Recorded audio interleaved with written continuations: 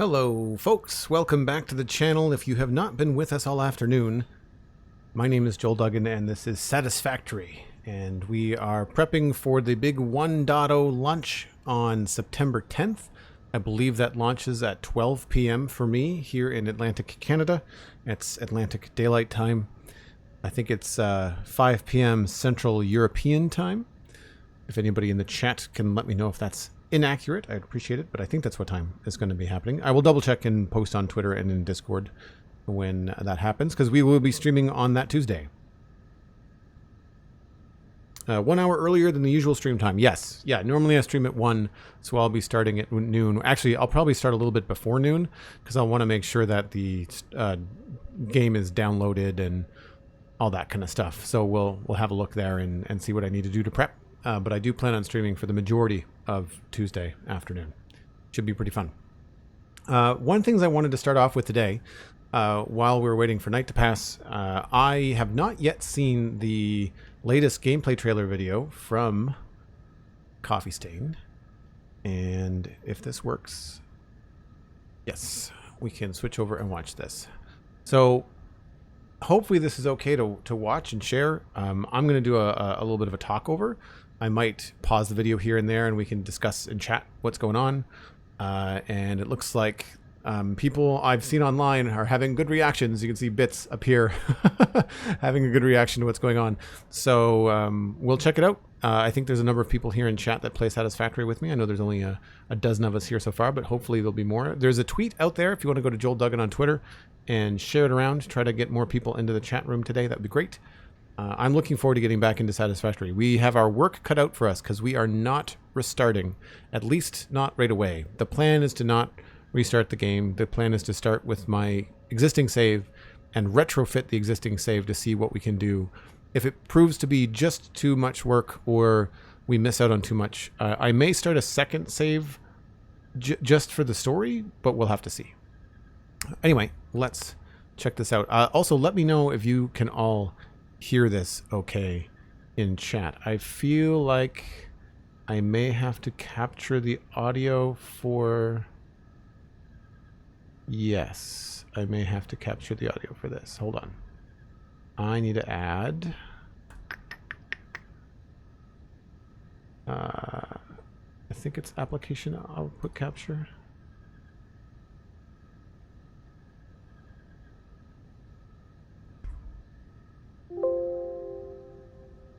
Oh, it says it's already in use. Let's try Chrome Audio, maybe.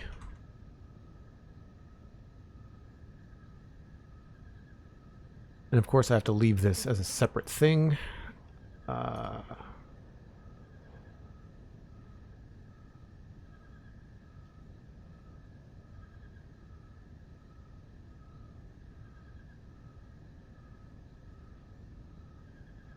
We'll just see how this works.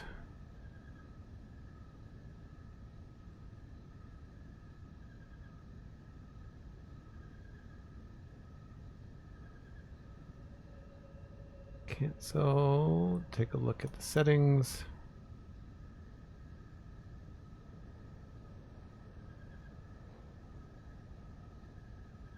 Yeah, looks like it's good to go. So hopefully y'all can hear this. I haven't been able to sleep in days. That stupid, loud summer sloop laser machine they have running in their backyard. What does it even do? Perfect. Thank you, Void. Thank you, SweetSandi.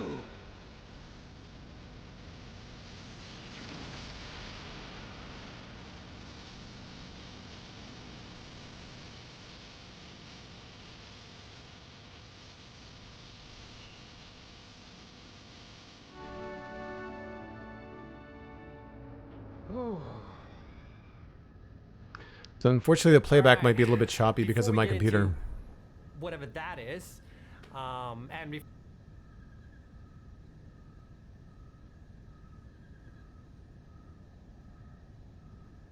before we get into the cliffhanger that I kind of left you on last week with the whole change of the blueprints, we'll get to that. We'll get to the good stuff, okay? But before we get into that stuff, I have a couple of things that I just want to like do a little bit of spring cleaning and talk about a few things that we've been wanting to talk about in past videos, but we haven't really found a good opportunity to do it, or I just straight up forgotten to talk about it. So speedrun of a couple of new exciting things coming in 1.0 that we haven't talked about yet, and that we should, given that this is the So the playback is going to be a little bit choppy, unfortunately. I'll put a link to this so in let's get into it. So the first thing I want to chat. mention is that we are going to add 2 new liquid fuel types that we haven't talked about yet.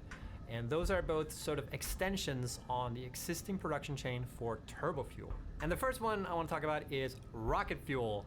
Rocket fuel! Rocket so fuel, by wow. combining nitric acid and turbo fuel in the blender, you're going to be able to produce rocket fuel.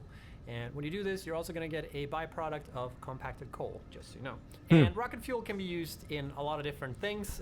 For instance, in vehicles. You can also, of course, put it in fuel generators. And if you do, you'll have a burn rate of 4.167 cubic meters. And you can also use it in the jetpack. And if you do, it'll give you hella launch. Like, it'll shoot you right up there. It gives you so much. I'm assuming all of this is better than the fuel that I'm using. What is the fuel consumption? Oh, this is the fandom wiki. I don't want the fandom wiki. It's an old link.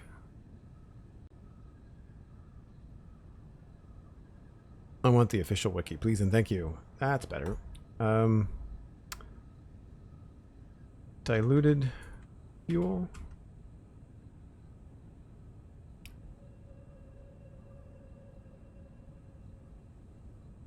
Diluted packaged fuel.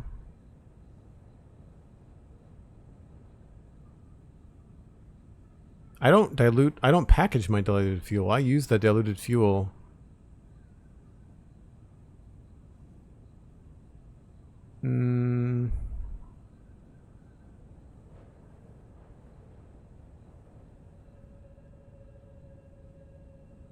Diluted packaged fuel. I just use diluted fuel. Not diluted packaged fuel.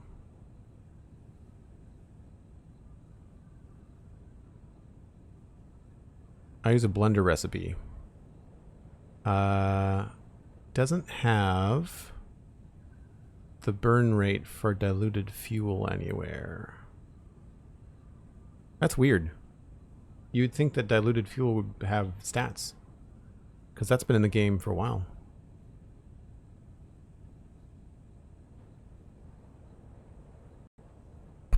Maybe the fuel generators page has it?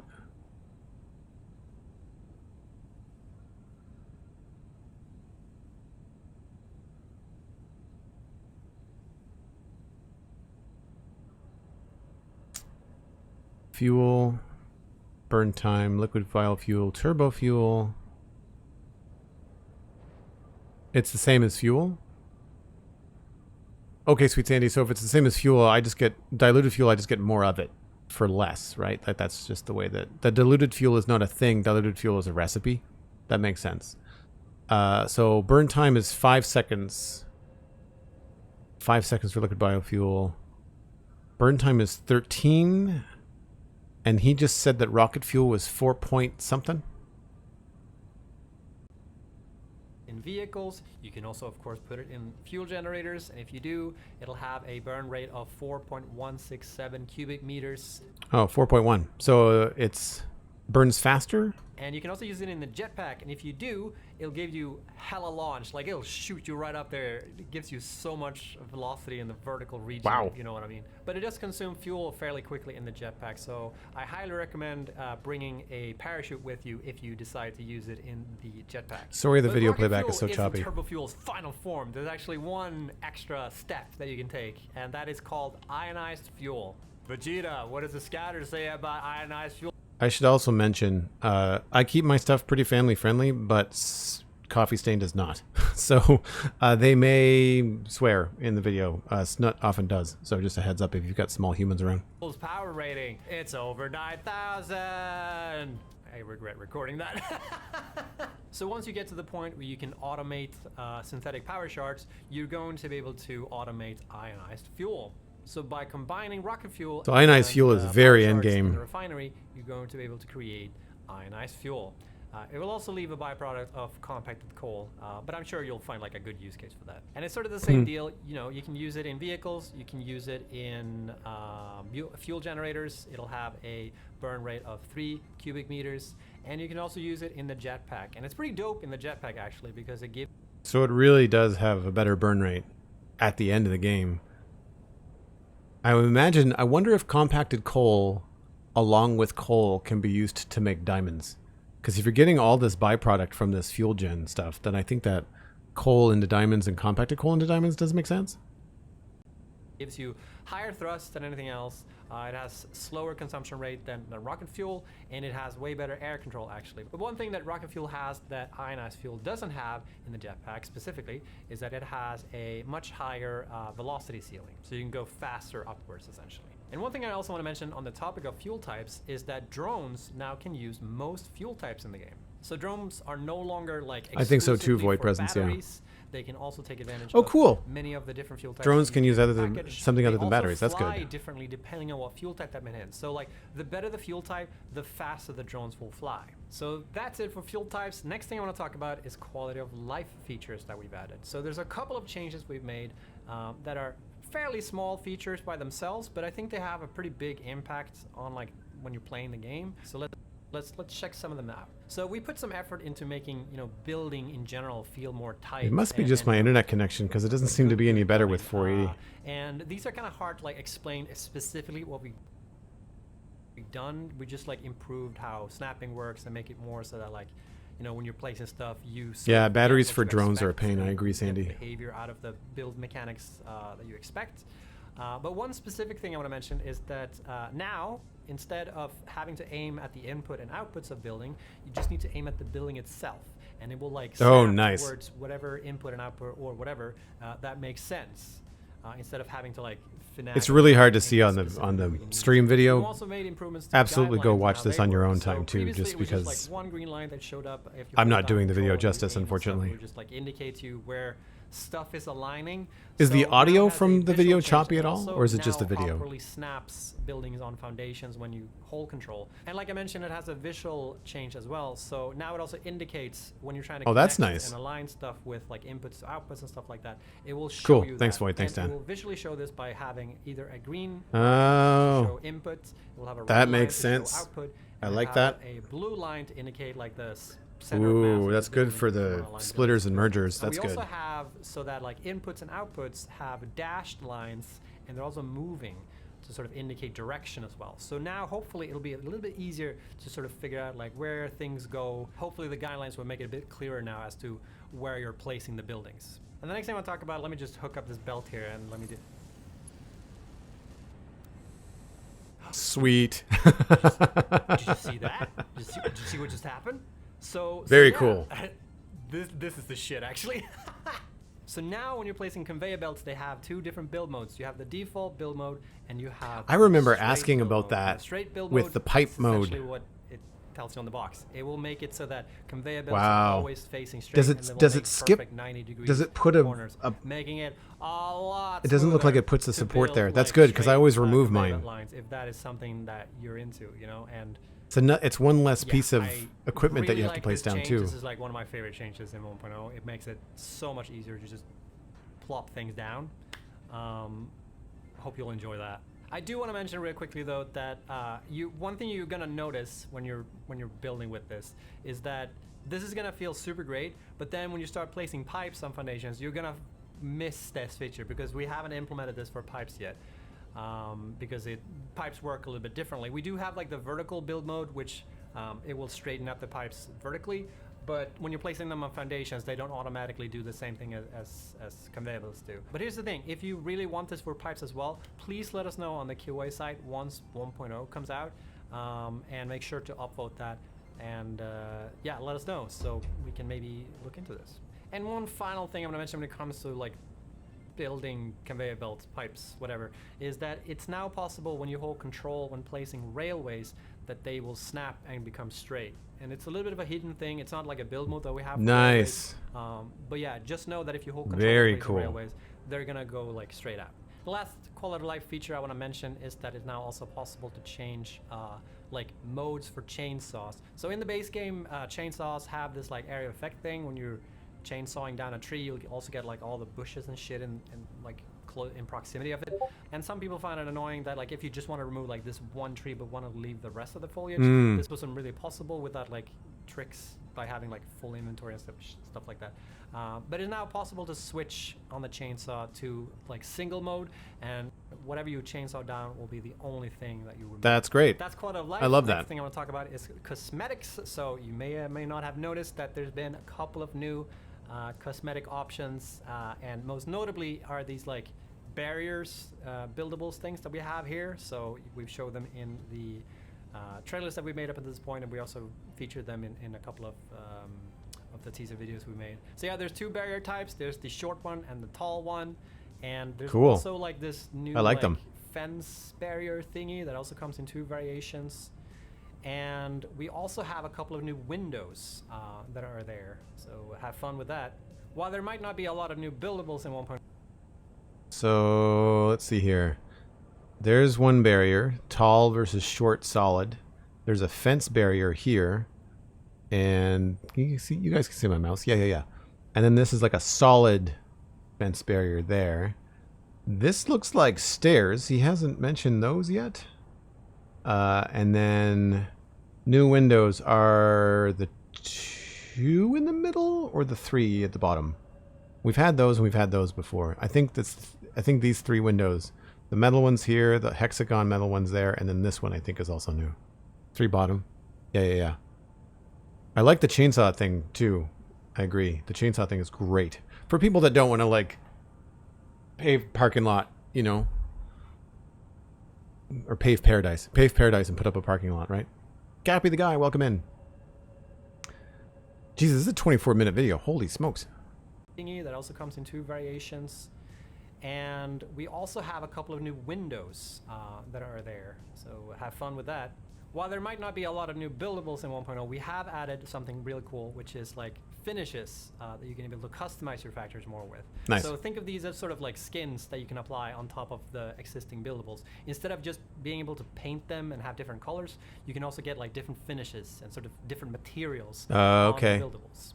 And these range from stuff like, you know, bronze and Caterium finish and chrome finish. Like there's a couple of them, and they make things just look a bit more shiny. Okay, let's back that up a second. So here it looks like we've got like a dirty, worn down finish, kind of a matte finish. I don't know if there's much, I'm not seeing much difference between these ones other than the colors. This feels shinier. So does this. But I don't know about these middle 3. A little hard to tell in the video maybe. But then in the menu, instead of just being able to paint them and have different colors, you can also get like different finishes and sort of different materials on the buildables. And these range from chrome finish, copper finish, unpainted, carbon steel finish, and Caterium finish. So no, unpainted is maybe the worn down one. I don't know. Copper looks like it could be kind of a metal pink. We'll have to see. I wonder if copper is the one that looks like it's eroded. That would make sense. Stuff like, you know, bronze and Caterium finish and chrome finish. Like there's a couple of them, and they make things just look a bit more shiny. All right, so with that out of the way, let's finally talk about the changes we made to blueprints. So really excited to talk about this. So one thing No, come on. when it comes to blueprints is the possibility of Hopefully he does get to the blueprints, please.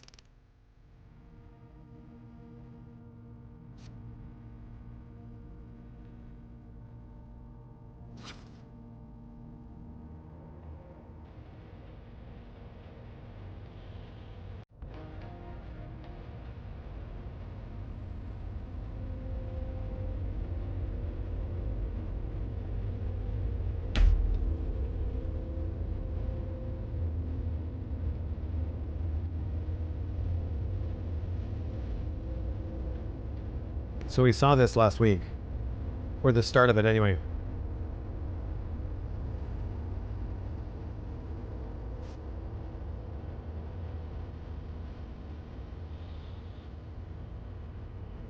Again, I'm sorry the video playback is so choppy. That's me, not coffee stain.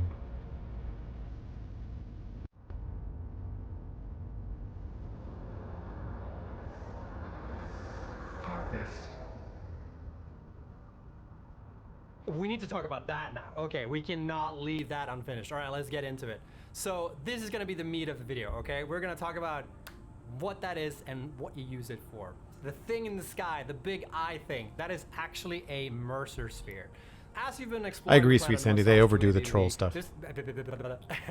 There's been a couple of artifacts, I would say, that you haven't been able to take advantage of, such as the Summer Sloops and the Mercer spheres.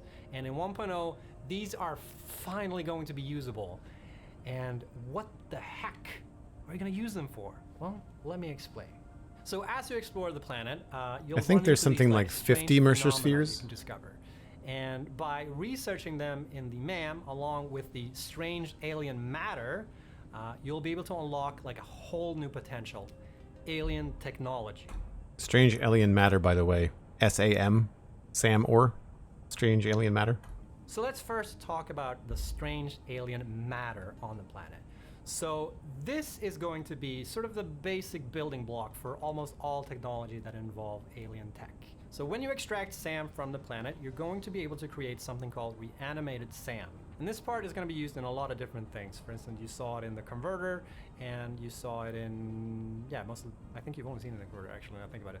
But yeah, it's going to be used for a lot of different things. Reanimated SAM, you create in constructors straight with SAM, and SAM fluctuators you create by combining reanimated SAM, wire, and pipes. Well, that's new. I've not seen that before. And by the way, it's just SAM now, because we've renamed it to Strange Alien Matter, and so it's not SAM or, okay? I just wanna put that out there, because it's got sort of the same energy as saying ATM machine, okay? It's like an extra thing. No need for it. It's just SAM, okay? And SAM is also no one's gonna listen to that, by the way. Resource. It's gonna work just the same way as all other nodes. And there's also a whole bunch of new SAM nodes on the map that you're going to be able to take advantage of. So let's talk about the two other alien phenomena that you're going to be able to uncover. So let's start with Summer Sloops. So as you may or may not have guessed, Summer Sloops are going to be used in this machine. This is the power augmenter. And the way this machine works is it essentially takes your existing power grid and augments it and makes it better and makes it stronger and with better access to the internet. And I'll explain. So from Summer Sloops, you're going to be able to create a power augmenter. When you place down this building, you're going to get automatically 500 megawatts of power just straight out of the machine. So it's just like you just get free power essentially from the Summer Sloop, I guess. And then what it does is when you connect it to a circuit, it will amplify that grid by 10%. So essentially, if you place down a power augmenter, you hook it up to your power grid, you get more power. That's it. There are no strings attached. The only trade-off is that you need to spend a Summer Sloop, and please remember that like Summer Sloops and Mercer Sphere are limited resources on the map, so you can't build an infinite amount of these. But yeah, essentially, when you place a power augmenter and you hook it up to your power grid, you're just gonna get free power. Nice. It's free power. And the more power augmenters you build and place and hook up, the more you're gonna augment your grid. So they kind of stack, but not really, and I'll clarify a little bit further. So yeah, you can add more augmenters to further boost your grid, but they don't boost like each other's boost, if that makes sense. Like it's not like percentage on percentage, if that makes sense. So let's get a bit nerdy, okay? So the way that power augmentation works is based on this formula, right? So P is your general production, and N is the number of augmenters that you've placed on your grid, right? So the first thing we do is we calculate your base production, which is like your production from your circuit, and then it's the base power from the augmenter, which is 500 megawatts per augmenter, so 500 times N. And then we add on top of that the calculated boost, and we calculate the boost by taking this number that we just had, P plus 500 times N, and then we multiply that with 10%, 1 divided by 10, times the amount of augmenters. And that way, we're gonna get the number of boosted power. This will also be on the test, by the way. I hope you took notes. It's not over yet. And one thing I also want to mention for this formula is that power storages are not included in like this whole calculation. Makes sense.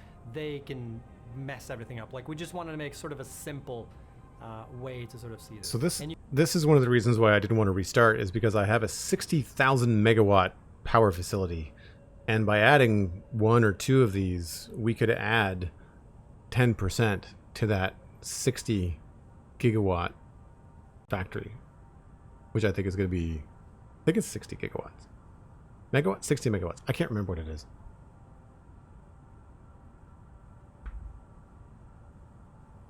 Where's my... I know you can't see what I'm doing. I'm just going to go over to a power pole. 60,000 megawatts. 60,000 megawatts is what I have. 61,000 megawatts, really. I'm only consuming 25. Not even consuming half. No, I'm consuming 18. Max consumption is 25. So yeah, be a solid boost.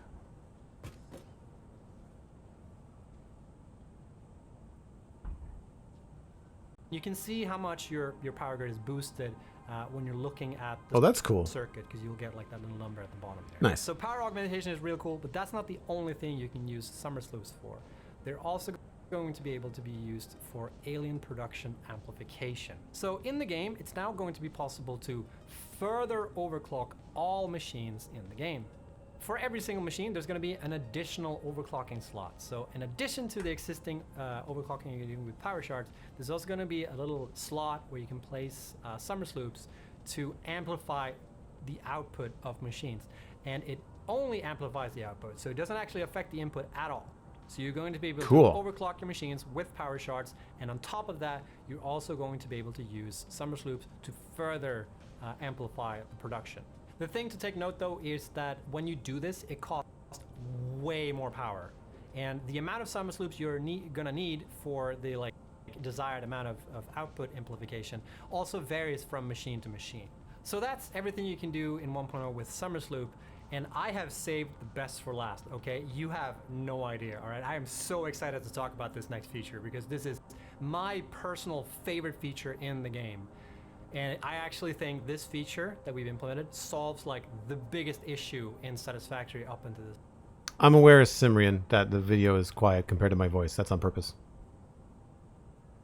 Because we've been talking over it here and there. Point. So plus people can go watch it on the YouTube channel. All right, the last bit of strange phenomena that you're going to run into on the planet is the Mercer Sphere. And the Mercer Sphere... Oh, they're different now. Only one purpose or use case. Those look cool. But it is a good one, okay? With Mercer Spheres, you're going to be able to create a new building called the Dimensional Depot. So with the Mercer Sphere, you're going to be able to create this storage container looking building, right? It looks like an ordinary storage container. You are wrong, okay? It is a storage container. Universal storage. Fancy, but this is actually the Dimensional Depot uploader. So what you do with this building is you place it down, you hook it up with a conveyor belt, and you feed parts into it. And what it does is uploads any part that's put into the storage container up to the Dimensional Depot. And if you look over here real quick, I've got my regular inventory, but there's this little button here that I can also press. And if I press this button, I'm gonna get access to the Dimensional Depot. Wherever I am on the map, it's all there on the cloud. Ching! So yeah, essentially you're going to be able to set up production lines that you can feed in produced parts and upload them to the Dimensional Depot and be able to... It's like an ender chest, you're right, Cosmic? Wherever you are on the map, anytime, any place. It is so nice to do this. You can just drag and drop any item into your inventory and they're just gonna like be there immediately. It does sort of negate the crazy storage systems that people have made over the years, though. There's a lot of mechanics and specialty stuff that people have done, and I guess you still want to do that storage system because you're not going to have access to the Dimensional Depot right away. So you're still going to have to do some vanilla storage, I guess, or not vanilla storage, but like early game storage, I guess. You're gonna download them from the Dimensional Depot right away. I don't know if I need to spell this out for you, but this means that you no longer need to like run back and forth between bases when you start running out of materials when you're building like another base or another outpost or whatever. Like I really think that this has been one of the biggest gripes that I've had when playing this game is that you're constantly like expanding your factory, but every time you do, you have to like keep track of all this stuff, and you need to like sort out logistical nightmares just to be able to get the parts you need to be able to keep building your factories. And with the Dimensional Depot, it just makes everything nicer and so much easier to be able to keep playing the game, essentially. And here's the thing too, from your inventory, you can also upload any parts to the Dimensional Depot, like from wherever you are. Nice. But there is a limited amount of slots that you can use to be able to do this. And one thing you might have also noticed is that downloading is instant, but uploading takes time. So there's going to be a limit as to like how many parts you can upload to the Dimensional Depot. And there's also a limit as to like how many parts you can have at the Dimensional Depot at the same time. Stack sizes are a bit limited on the Dimensional Depot, but the thing is, both of these things, like the upload speed and the stack size on the Dimensional Depot, both of these things are going to be able to be upgraded in the MAM. And one really, really cool thing on top of all this stuff is that when you're building out in the world, it will also grab whatever parts that you need to place whatever building you're doing from the Dimensional Depot. So if you're running out of parts in your... That's really cool. I know it's got some limitations, but that's good because you don't want it to be complete. You don't want it to be creative mode, right? Like you want to still be able to have to plan and calculate and have the right number of parts available when you want to build. Inventory, you don't need to download them into your inventory. They're just going to be there when you build. It's so good. It's so good. And it's also possible to set, like, when you're building buildings, whether you want the parts for that building to come first from your inventory, or if you want them to come from the Dimensional Depot at first and save the stuff that you have in your inventory for later. But here's the thing with Dimensional Depot, this is purely for your own personal use. So it's only for your personal inventory. So you're not going to be able to take advantage of this for any production lines. So while you're going to be able to set up like steel production and feed those parts into Dimensional Depot so you can access them wherever, you're not going to be able to take those parts and like set up another production chain somewhere else and just like grab them from the Dimensional Depot and start producing new parts from those things. So the Dimensional Depot isn't going to be used for any type of like production automation or anything like that. That's not how the Dimensional Depot works. It's purely for your personal inventory. So yeah, that is a big feature coming in 1.0, and it's so good. Looks and really like cool I mentioned too. Before, all this alien tech is researched in the MAM, so you're gonna be able to take advantage of this like as soon as you discover it, essentially. But they are gated by your overall progression, like most things in the MAM. But essentially, you're gonna get access to the Dimensional Depot once you've unlocked steel. You're gonna get access to production amplification once you have access to tier 5, and you're gonna be able to take advantage of power augmenters in tier 6. That's it, folks. A lot of really exciting things coming in 1.0. I am so glad that I finally got to make this video because I've been looking forward to talking about the alien tech for so long. So thank you so much for watching, everybody. Have a lovely week. Bye-bye. This is where he comes back to talk about blueprints. No. We can't end the video there. I still have one last thing we need to talk about.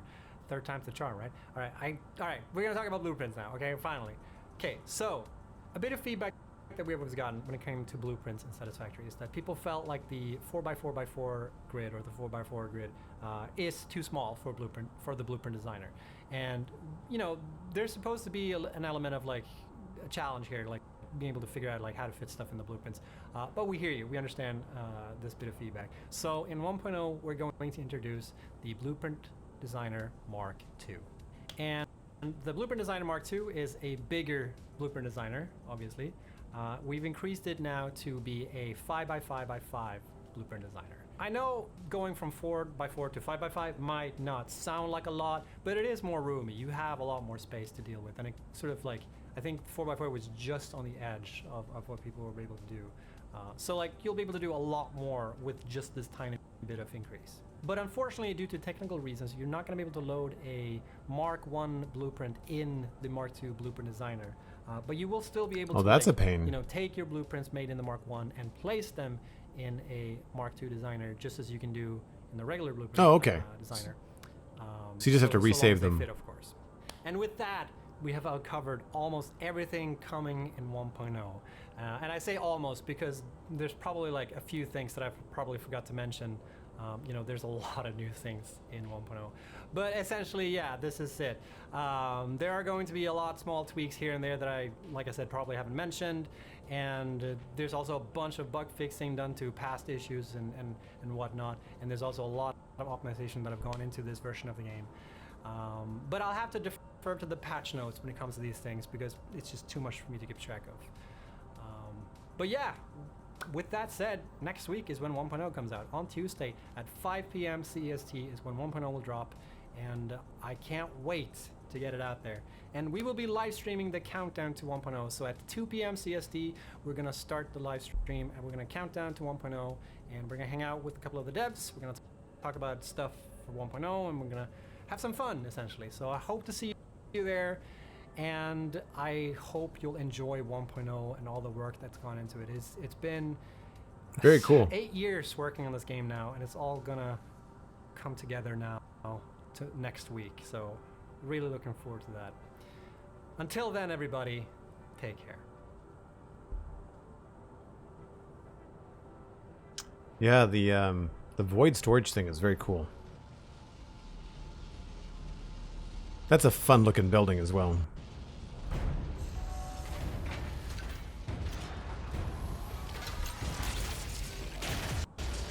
Nice.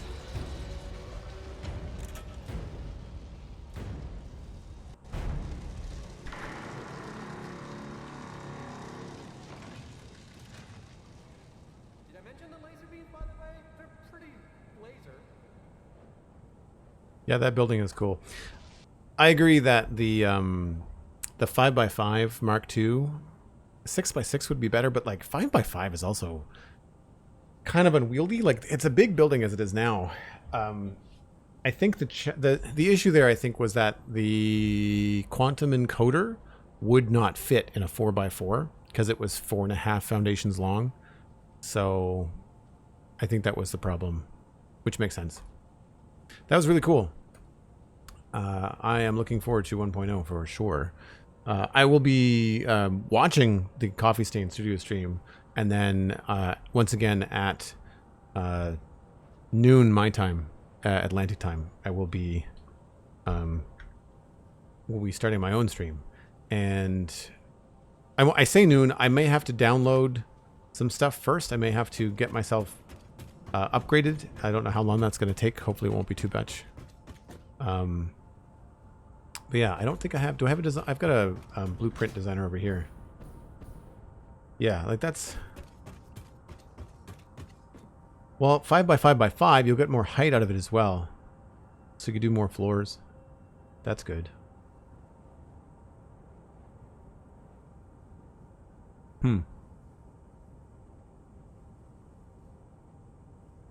Yeah, they're going to start the pre-release 3 hours before stream. Yeah.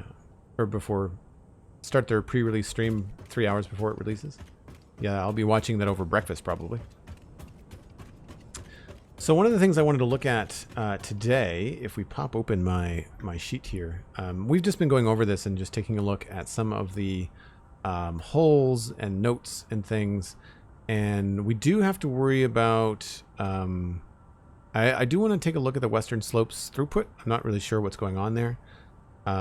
We also have some Caterium stuff, rebuilt or redo truck path, change to train transport to Devastator. So there's a couple things that I don't want to build anything because, of course, we're just a few days away. But there's a couple things I want to make note of. Obviously, we are producing some quartz. This is accurate. We did this the other week, but a lot of it depends on what's happening here inside of the round trip for the Western Slopes resources. So that's one thing we can look at. I am not going to mess with the Crater Lakes because that is really far away. Or sorry, the Crater Lakes is fine. Red Forest is not something I want to mess with. Because that, I think, is something... all of these resource densities could change. So I don't want to do too much there. And then we'll go through a little bit and check out what's happening with the iron. Early stage iron. I need to make sure it's functioning. This we won't touch. Crystal oscillators are not being a thing.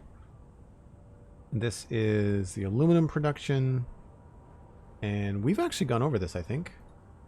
I think this is good.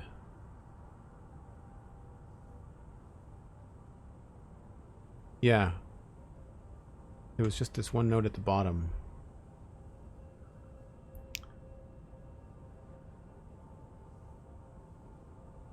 Oh, that's a different production. Oh, why am I...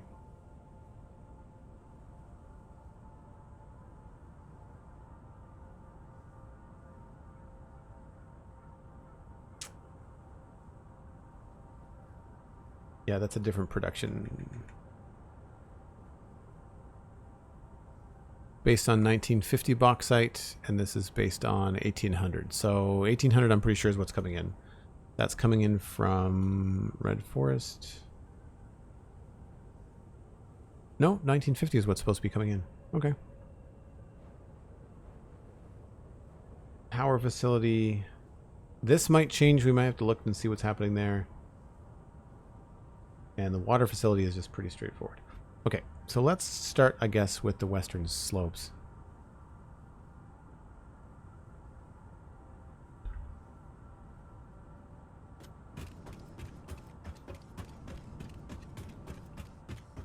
Do I want to take my own train? Sure.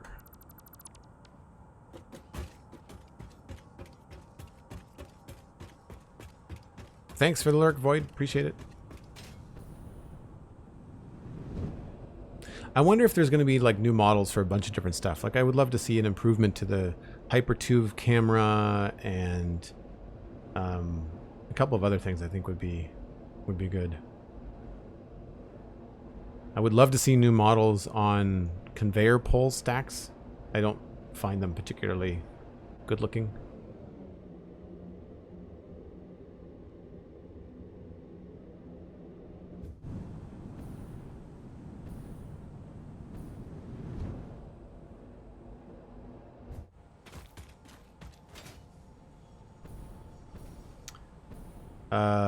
Bonecrusher? What's the one that I want?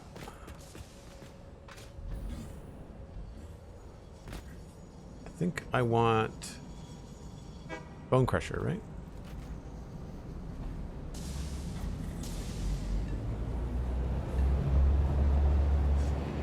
Yeah.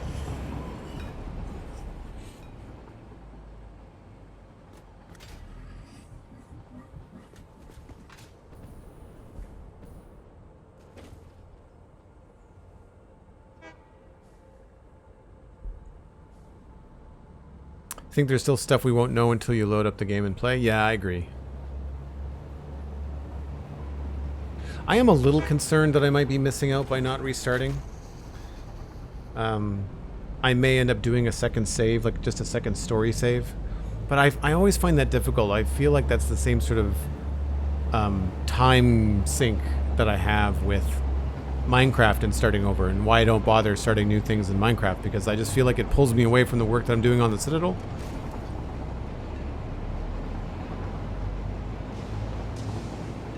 Oh, thanks, Sandy. I appreciate it.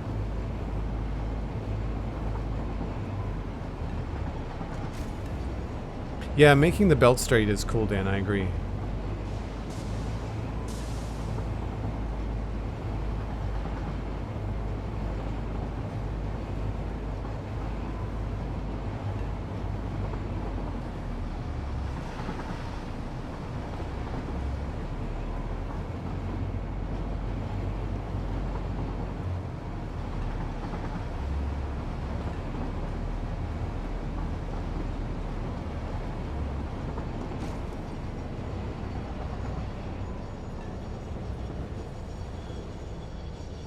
I wish there was a way to turn off those stupid tick bug things.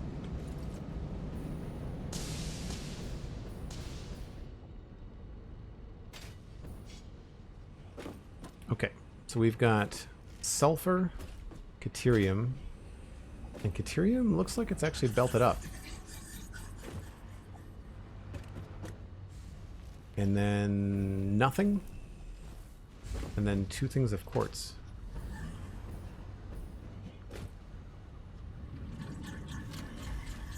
I don't know what the nothing is supposed to be.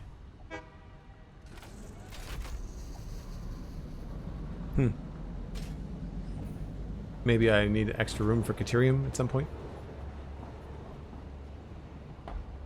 Okay, so what I need to do is...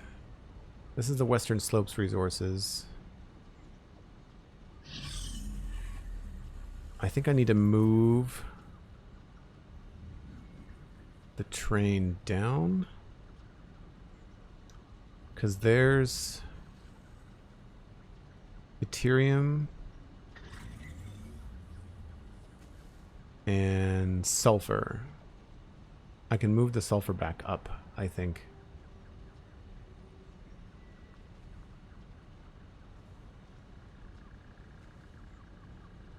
Okay, cool.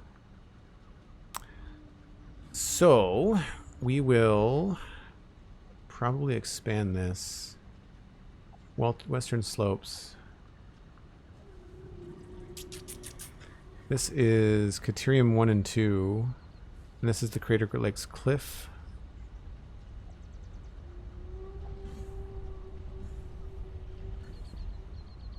So there's Caterium 3, Caterium 1, Caterium 2. Okay. And this is limestone.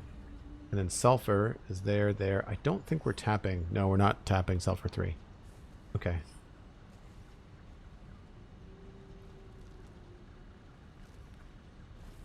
All right. That makes sense. So I'm not so much worried about the numbers. I'm just worried about the pathing. So I definitely need to get...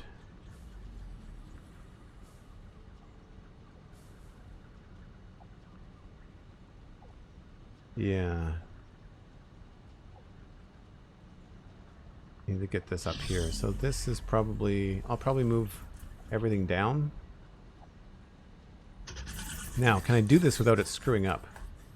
Is the big question.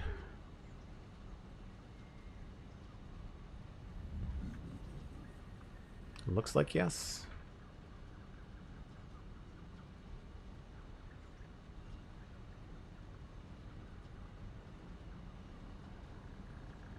$50. Okay.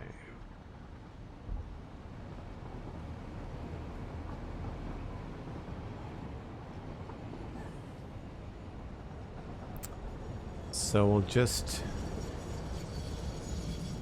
delete that.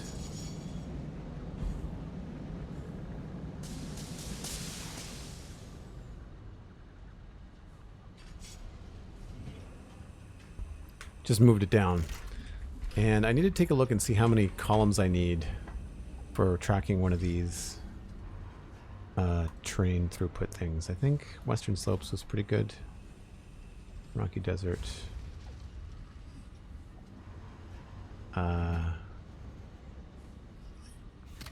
Green Valley was decent. 1, 2, 3, 4, 5, 6, 7.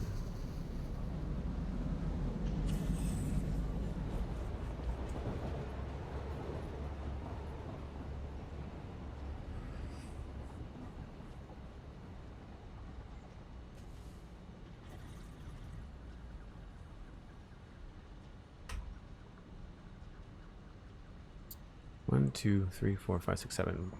So we've got input and output.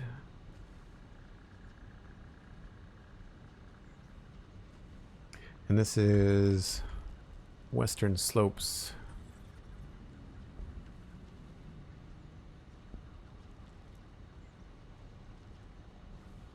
To Devastator.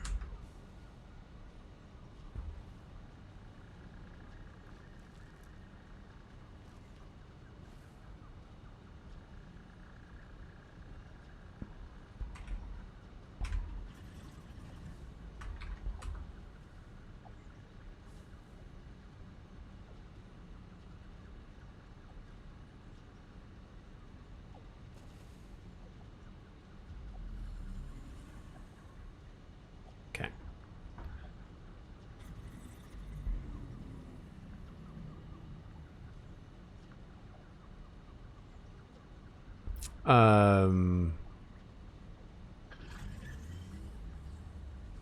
Yeah, Satisfactory is definitely about all the math ratios for sure.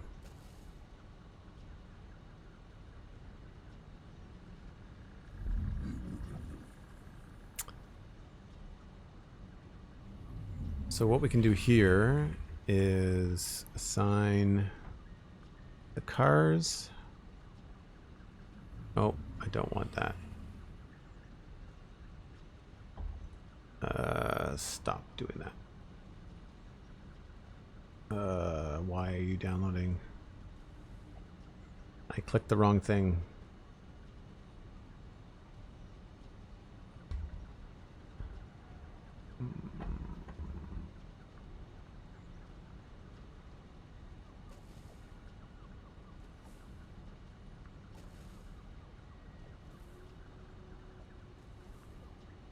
Okay, I think I'm good.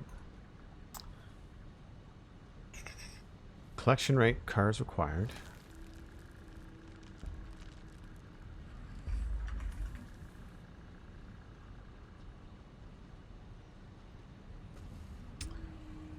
And then we've got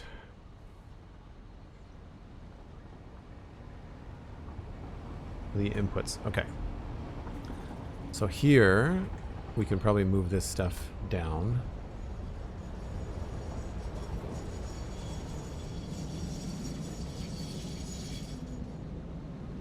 Or not. There we go.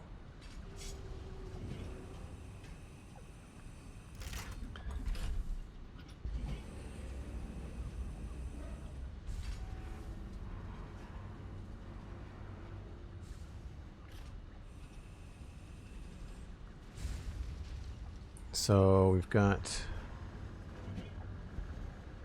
car 2, 3, 4,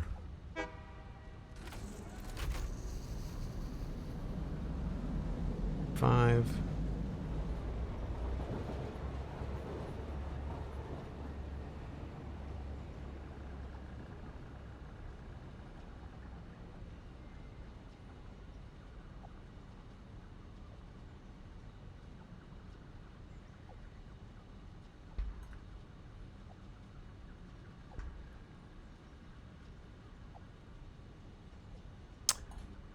So I think now we can take a look at the cars. So we've got sulfur and caterium for the first two.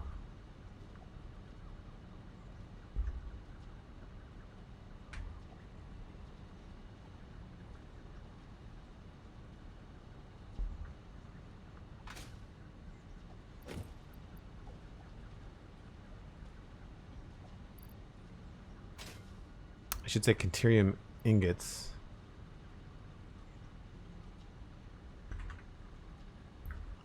And this may change as well. Then in the middle car we've got nothing. And I don't know what that was a placeholder for.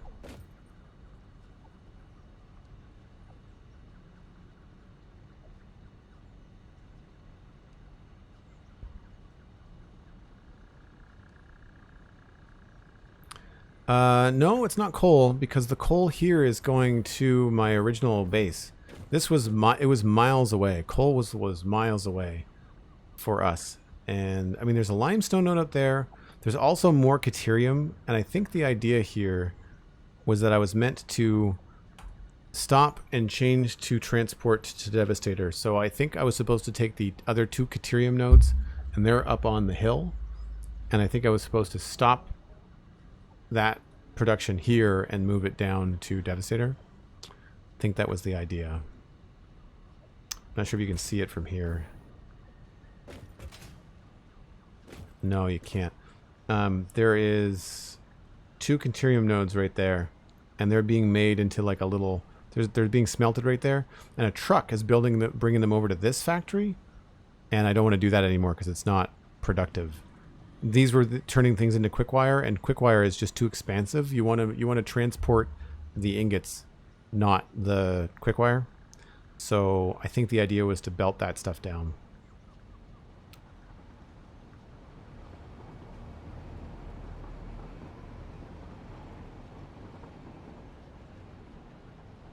I guess I can change the name of the stream too.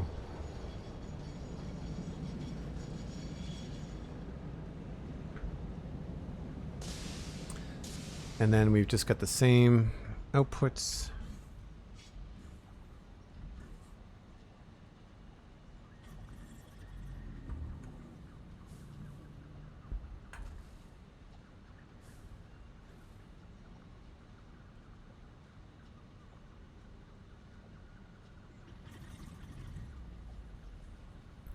All right, and we don't have a collection rate, I don't think, on this side.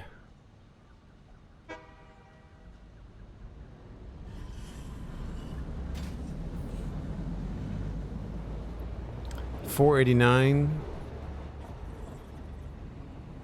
106. I mean, it's not going to really mean much,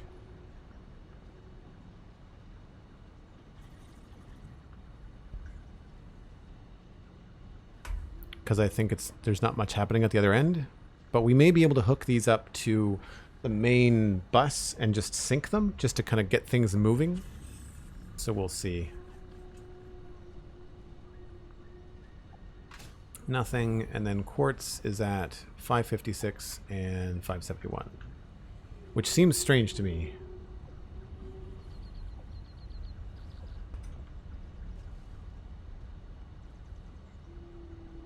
I don't know why it's not at 600.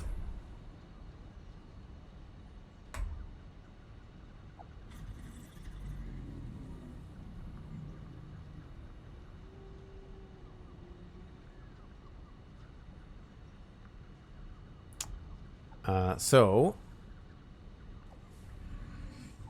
4 and 5, I believe, are Quartz. Yes.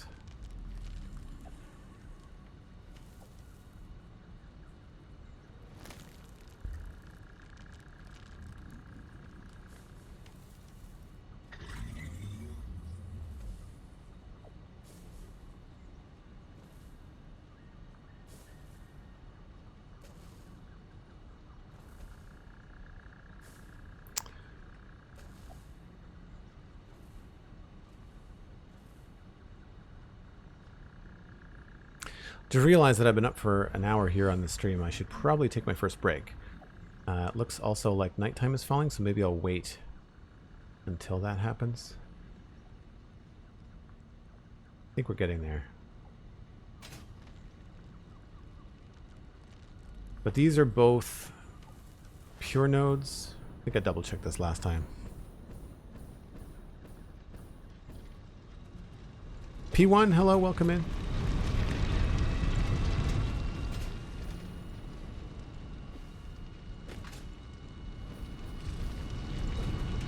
Yeah.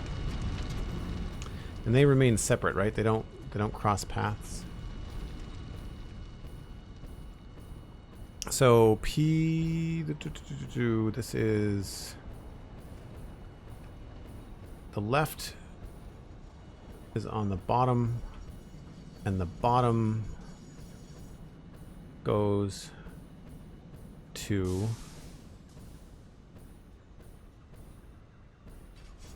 I crisscross them.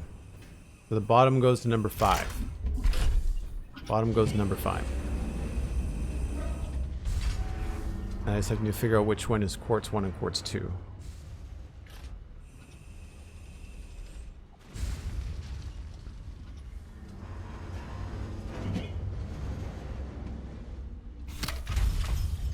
So Quartz 2 goes to number 5. That shall be fairly easy to do.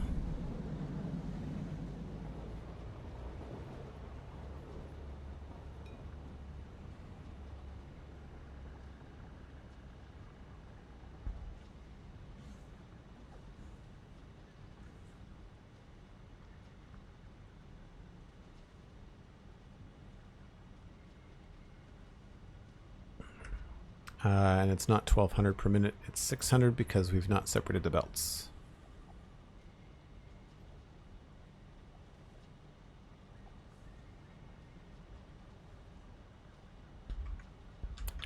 But we're not getting 600, we're getting less than 600, which is weird to me. Right, I am going to step away and take that break. I'm going to jump on a train. What I'll do is I'll probably just put one down.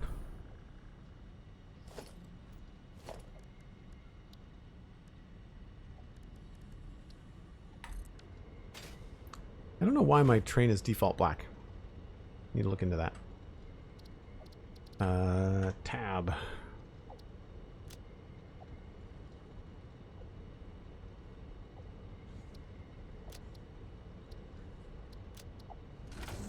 Folks, I take a break about once an hour. It is that time. I will be back in 5 or 6 minutes.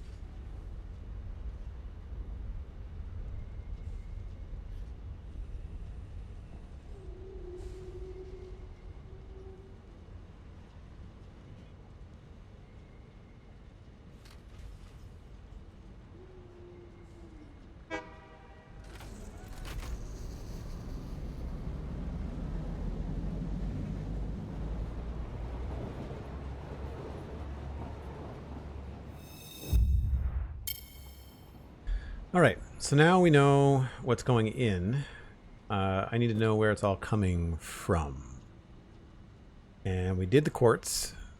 So we've got the western quartz coming along here. And this just has to get renamed. This is quartz 1, quartz 2. Pure 250, 600 raw quartz per minute. One's going into train car 5, the other one's going into train car 4. That's fine.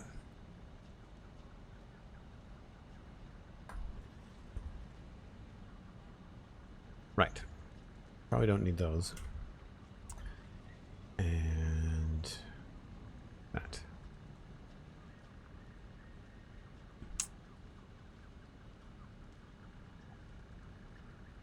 We got rated. Thanks very much, SweetSandi. That's amazing. We have ScotsmanUK rating with a party of 24. Thanks so much for the reminder, Sandy. And thank you, Scotsman. I missed that coming back from the break. Welcome in, folks. What were you up to on stream today, Scotsman?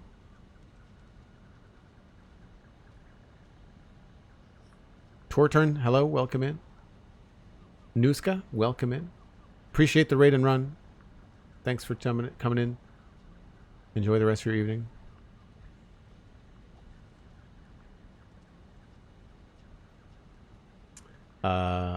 Froke S, Sir CB85, Glam Pixie, welcome in. Thanks so much, folks. If you're new to the stream, my name is Joel Duggan, and I do stream and podcast full time. You might recognize me from the Spawn Chunks podcast with Pixel Riffs, as well as I do the Citadel Cafe. And Pixel Riffs was on the Citadel Cafe this week. We talked about Rings of Power. So there's 2 free podcasts out there, over 4 hours of content, I think, depending on what level of support you're at. ScotsmanUK was working on landscaping around my Ravager raid farm, doing some channel point redeems for the Hall of Banners. That sounds amazing. Hope you had a great stream. And feel free to lurk, to raid and run if you have to, Scotsman. I know it's late for you, and you've already had a full stream day. But folks, if you're coming in, this is Satisfactory. The game is in early access, but will be releasing in 1.0 on Tuesday, September 10th. And we are going to be playing quite a bit on Tuesday, September 10th. We are going to be continuing this save. And right now, I'm working on the throughput calculations for this train station. Not that it's going to be important to get done before Tuesday, because it's probably going to change. I just need to wrap my head around the correct math and the correct process, so that when it does change on Tuesday, I will know what's up. So the other thing we need to do is the sulfur car.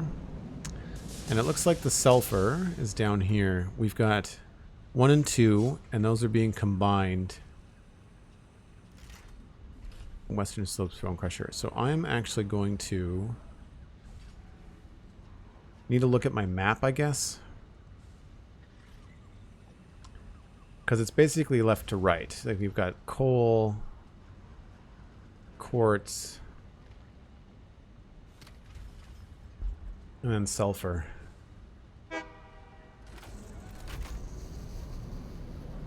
I think I can move it up. I think that's fine.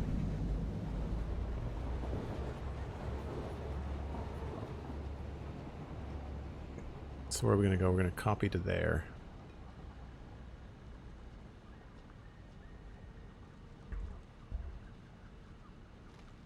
We've got 3 sulfur nodes.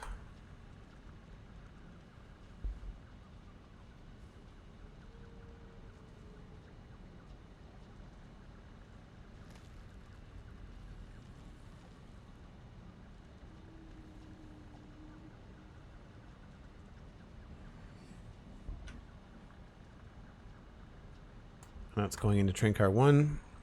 We've got 250 and a Mark II. Why do I have a Mark II on an impure node? That does not make sense. Well, time to go double check. The map probably tells me. Mark II on an impure, and this is not telling me. Mark II overclocked to 300 per minute on a normal.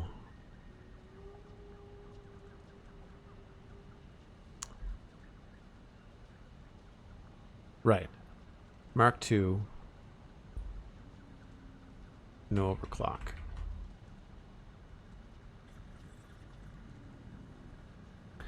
$60, $30. I think that's what the map said.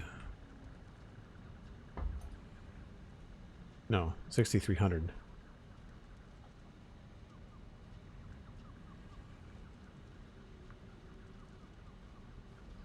Yep. And then we've got the Crater Lakes Cliff, which is a normal untapped node. It would not be 60 per minute though.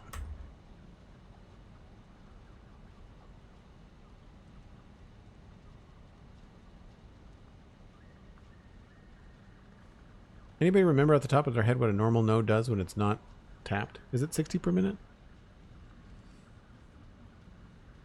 Sulfur 3s. It's technically, I think it's in the Crater Lakes, but I'm treating it as closer to here because there's belts right here.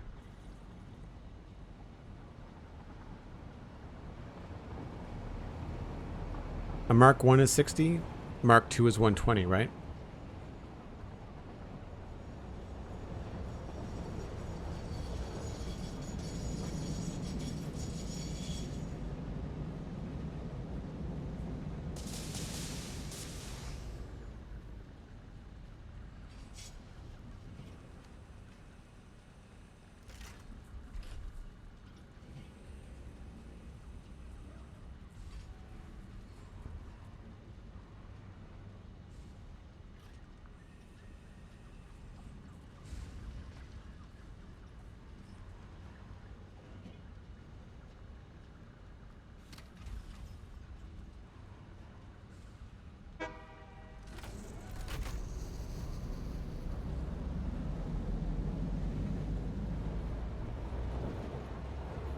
No, I don't mean belts. I mean what the node is capable of. Well, normal, I would crank this up to 250. So this would be eventually 250, right?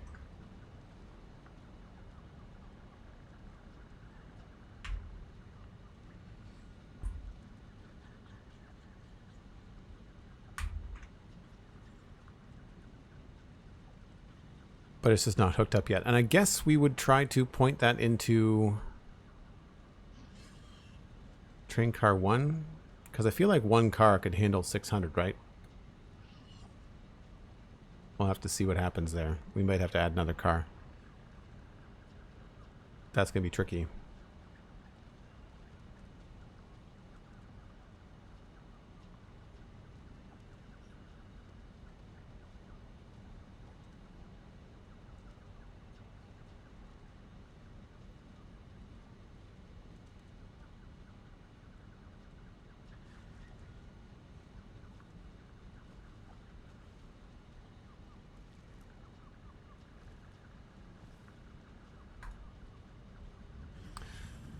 So we'll have to see. And then ingots. We've got Caterium ingots as well. And I think those are coming off of 2. No, that's coming off of 1. Eventually we'll come off all 3. I'm going to need another 3 spots here.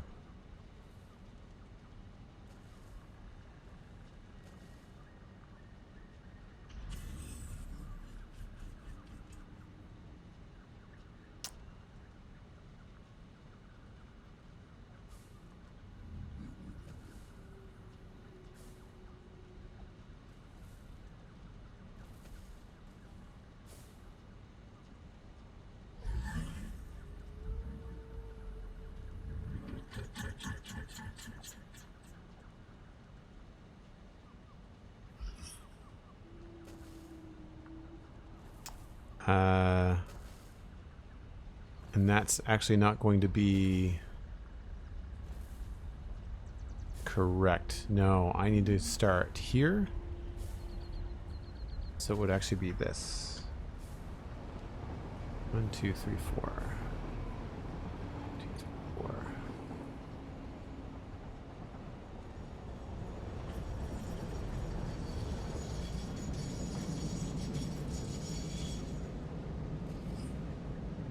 For whatever reason, says Cosmic, my pizza is laying heavy and I have to go. Take care. Thanks so much for hanging out, Cosmic. Appreciate it.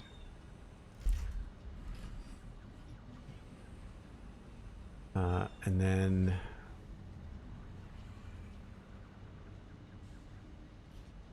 so 1 and 2 will eventually get there.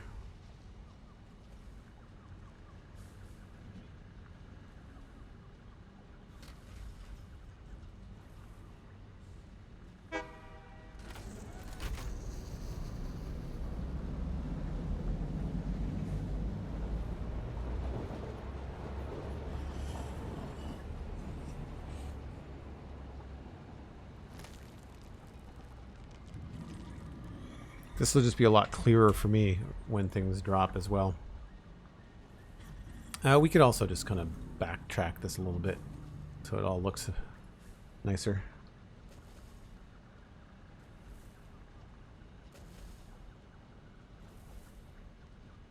Give us room to move things around if we need to.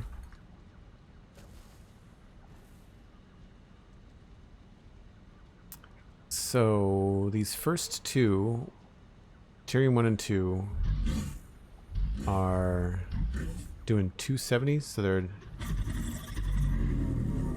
Western Slopes Caterium Smelting, which I could probably label here.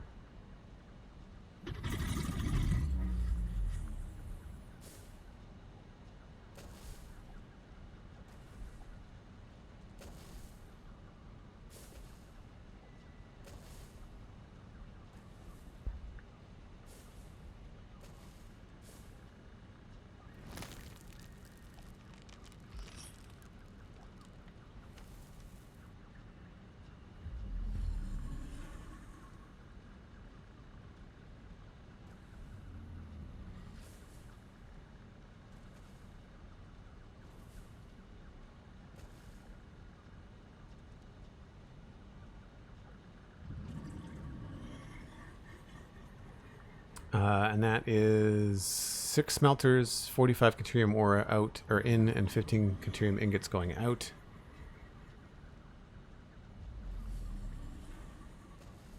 And so that's 90 Caterium ingots per, and that's going into, or will eventually. So this is not happening right now.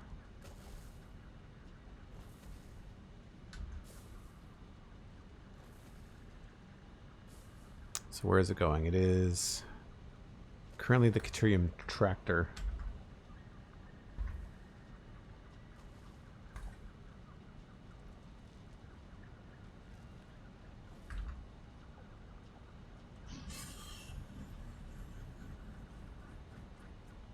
And I'm going to change this to yellow, because that's usually the thing we have to address, is often yellow.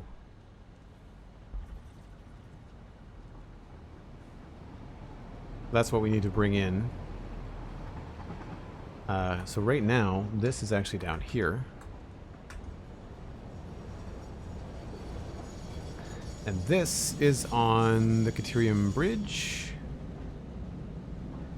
Caterium Bridge smelting. Yeah.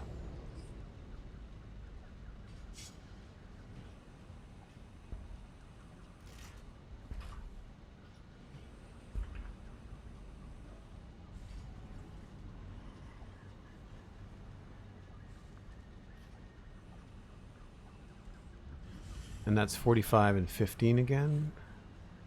180. 180. But it's only getting 106.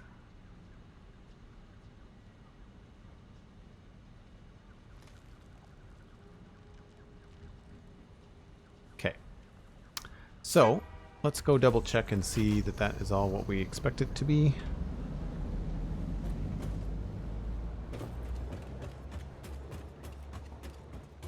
This is the Caterium bridge, and it looks like I'm also using it to bring up the sulfur. So we've got smelters here. 1, 2, 3, 4, 5, 6. 12 smelters in total, and they're dealing with a double Caterium output. Did I split it up there, I wonder? only one mine.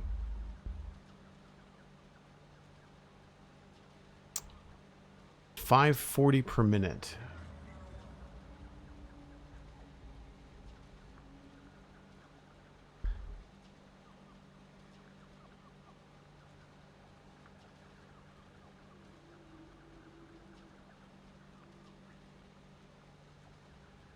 That's what the sheet says. $5.40 per minute. That must be a precise calculation for the number of smelters that I can fit here. 45 per minute times 12.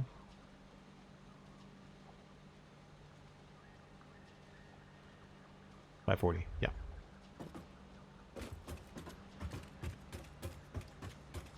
Hey look, a hypertube. I bet you that takes me to the top.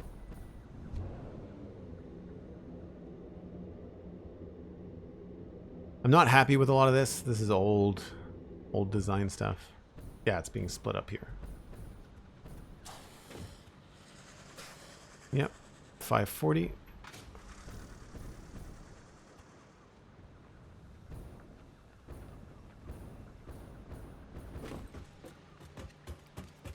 This was just a cool design. So it's all being smelted and spat out the top, and then we're using the bridge to also bring in the sulfur. See the sulfur hanging out underneath the bridge there? Coming in from over there. And the other sulfur node is like, I think I'm looking right at it. Yeah, it's like, it's past that peak. It's like way, way, way up there. So it'd be a pain to bring down, but once we have it, all of this infrastructure is already set up.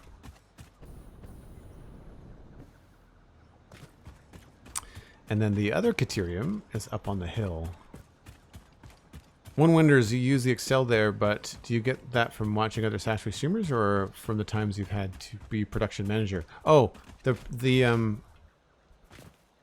Satisfactory spreadsheet, that's all me. I think maybe I've watched Kibitz, Kibitz do a spreadsheet. But the spreadsheet's my own design. That's just me trying to be organized. And color coding is just something I do when I was working in production management and animation. But also where I run my own business at home with podcasting and streaming, I've got to keep track of the books. I got to keep track of how the podcasts are doing. So I've got lots of spreadsheets for stuff like that. So this, I think, is the Caterium tractor. Currently full but not running. So all of the little Caterium caterpillar output stuff is happening here. And this is, again, very specific. 45 per minute times 6. And then there's another 6 up top.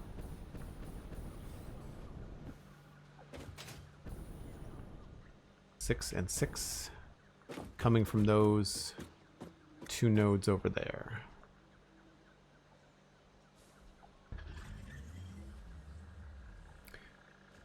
And again, 6 times 40 is 270.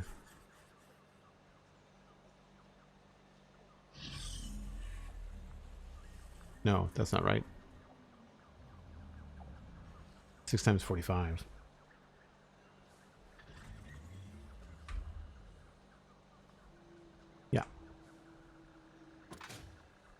Oh, hey, look. A random chest that probably needs to be emptied.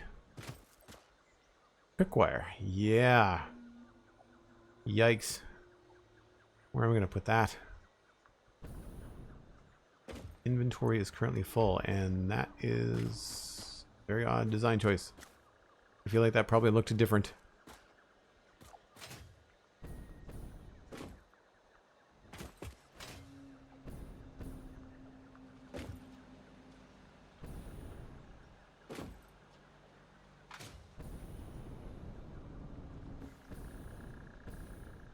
Where's the... Oh, the other node is inside the building.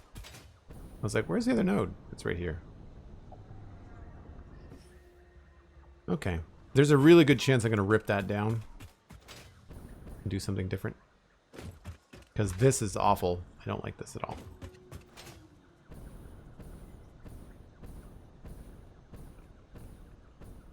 all that's going to change to... That's where we were making the quick wire. And we are not doing that anymore. I also get these weird little boosts sometimes with the jetpack. I'm not sure what's going on there, but I get lots of distance. Like, I could probably fly back to Devastator like this. It's wild.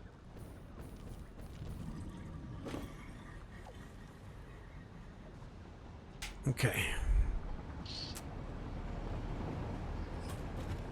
Takes one to know one, Dan. Really don't know why that's unused. My guess is that's probably me anticipating extra Caterium.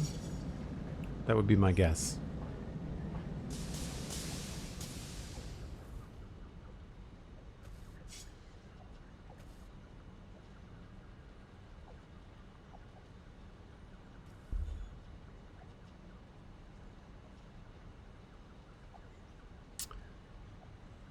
All right, so that's all accurate.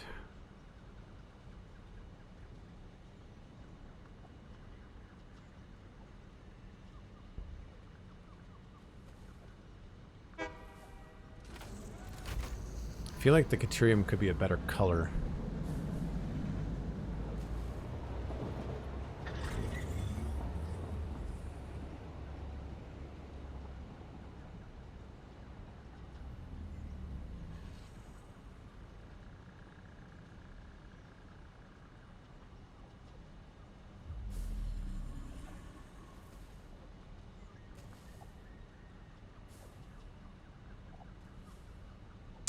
And then we've got the quartz all sorted as well. So it's just that third car that's not being used.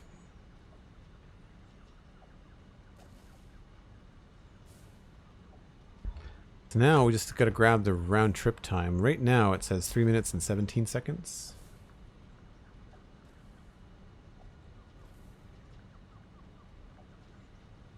We've also got 324 at the top.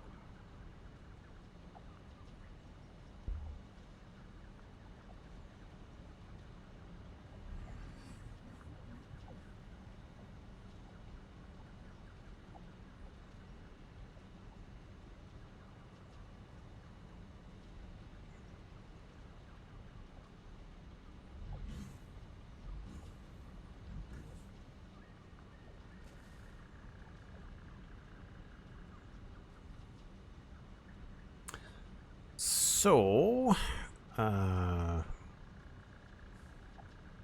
collection rate times round trip time. So what should be this is 360 per minute times whatever the round trip time is in seconds. And then the cars required is the collection rate divided by 3200, because 3200 is the stack size in the car. I'm going to double check to make sure they all have the same stack size.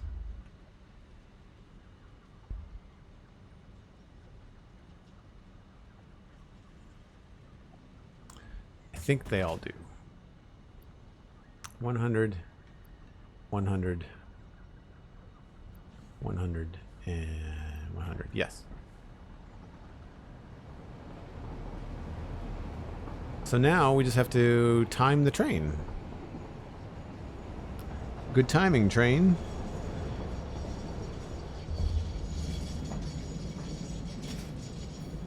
So I'll time it from not this beep, but the leaving beep.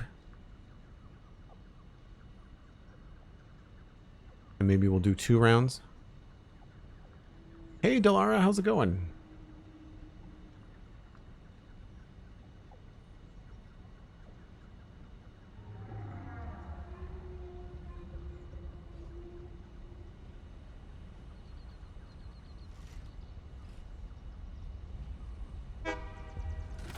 Off we go.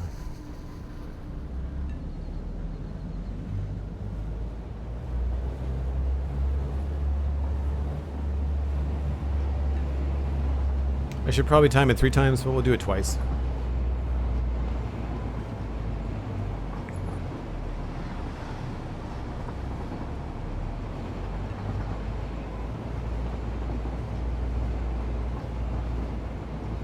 My confusing point is that I think we're using more quartz than we are transporting, so I don't understand why the quartz is so backed up. I'm good, says Delara. Finally feeling like I can do things after being sick for more than a week. Oh no. Well, at least you're feeling better. That's good. Fire up Satisfactory and make some blueprints. That's a good idea. That's a great way to prep for 1.0. So we made it here in just over a minute. But I'll time the full round trip. Might as well watch the cool stuff.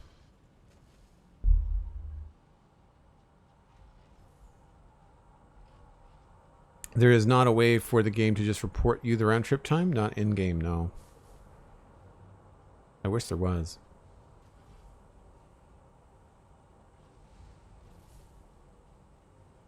Yeah, so the belt speeds are just a constant rate.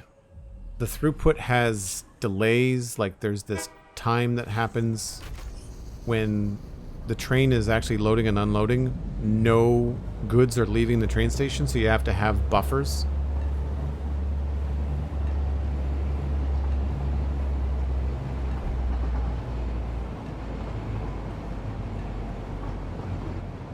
So that part's tricky. Plus, the train gets delayed. So, like, for example, we've got a train coming through here. And so you might see that this train will slow down as this train that's going through the intersection needs to pass through. Once the path is clear, then my train should go. It should have been able to go already, but the way that this is set up is just not right. So I really need to redo this. But on the next time through, there may not be traffic, and so the timing might be a little bit less. So you kind of want to get your average. And the reason why you need to time out the throughput is because you need to know if you need more than one train car. At this stage in the game, I don't really feel like we're going to need more than one train car. I think the Quartz is the only one we're going to need the two train cars for. So I started the timer after the unload, so I'll wait for this to reload. And basically when it leaves the station, it gives a little train whistle beep or train horn beep, and that's when I'll stop the timer. I'm at 3 minutes and 12 seconds right now.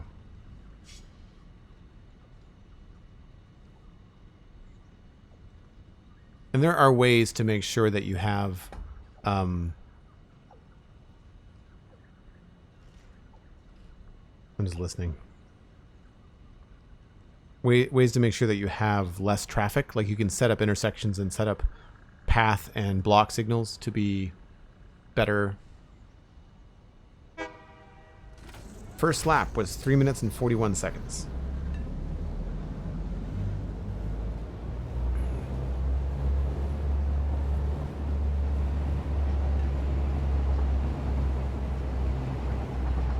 Scotsman, you got the same thing. Nice. I got 341.33. I'm not worried about the dot. Milliseconds I don't think is really going to be a problem.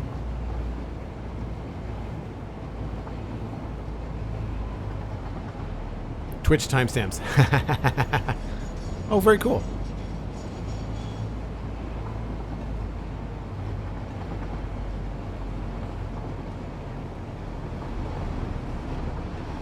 That's the other thing too, is that you can just record yourself doing a video of this and then go back and watch it a couple times, right? It's fun to chat.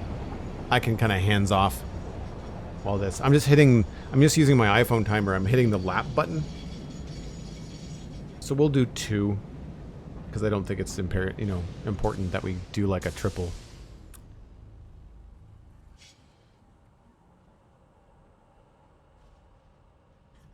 The trains are super cool. I do find there's a bit of a disconnect between the train design and the train station design, though. The train station feels very terrestrial, whereas the train feels a little bit more alien. The tracks are really cool.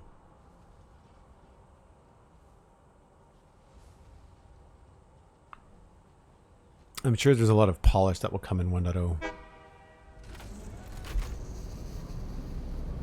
Yeah, getting trains earlier now is great, too. I agree, Sandy.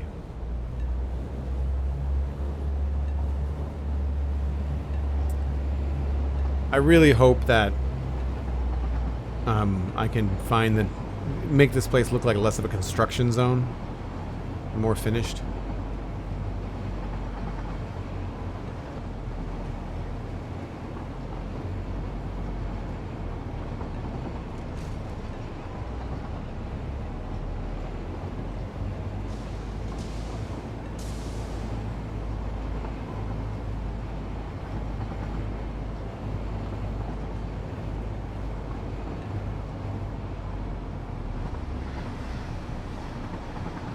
You didn't even make it to trains, Delara. Well, you're in for a treat.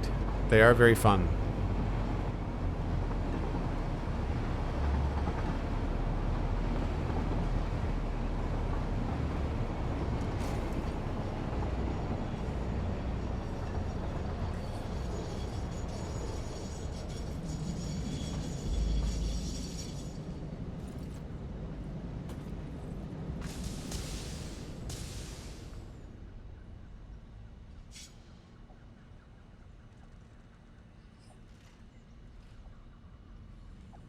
Yeah, I want to do a lot of train tracks too. Eventually I want to have a full train track that goes all over the place. Bits has got a really cool worldwide train network. I think he's copying that over.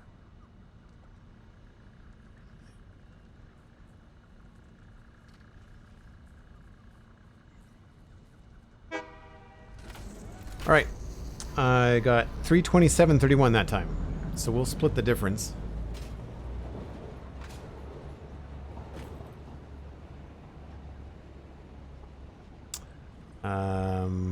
Let's just say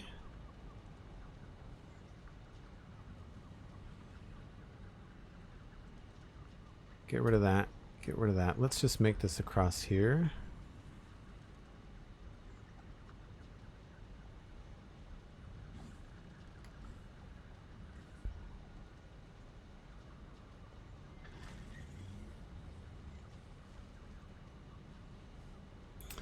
Take the average. We'll go and stop my timer.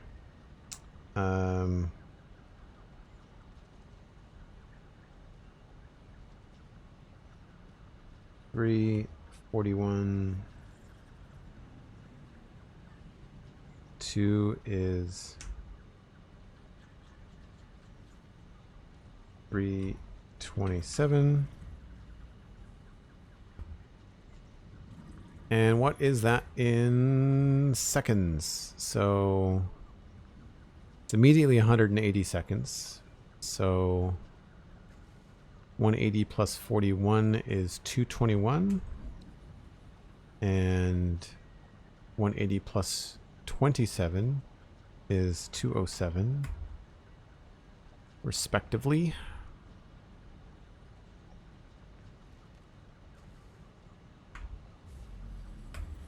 $428 divided by 2. Average trip time of 214 seconds.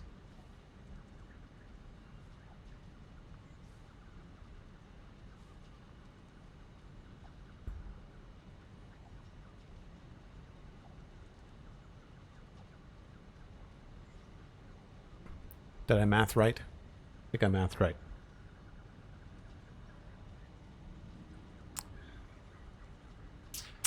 So it's 214 seconds. We've got, then that has to be divided by minutes. So equals 214 divided by 60.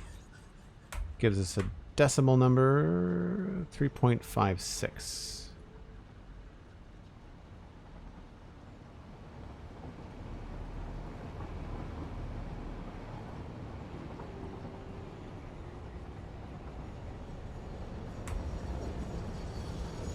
So 3.56 is the number that we put in here.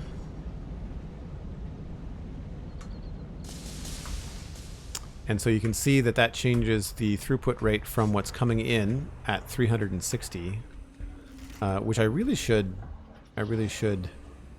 indicate that in a slot.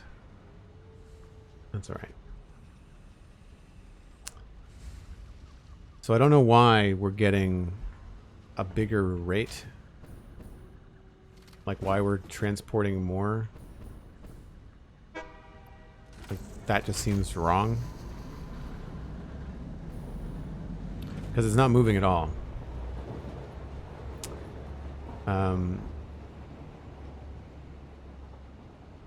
So collection rate.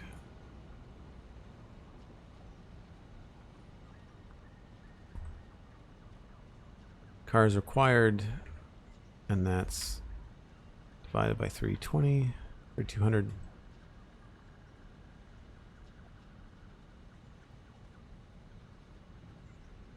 And so this means we need half a freight car or 40% of a freight car. And all that means is that one car is good. And that's all we have to worry about. And then for the other stuff,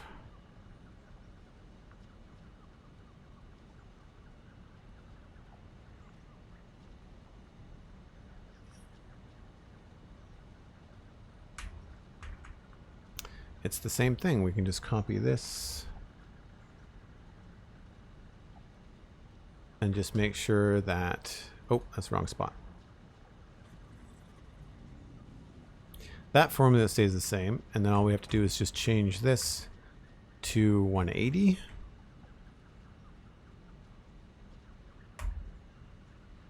Right? Which is that 180 coming in times the return trip time.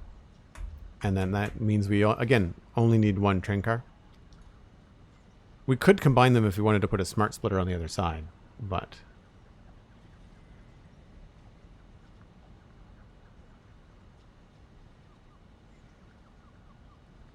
Third loop at 10 minutes 40. Oh, it's fine. I don't think I have to worry about it.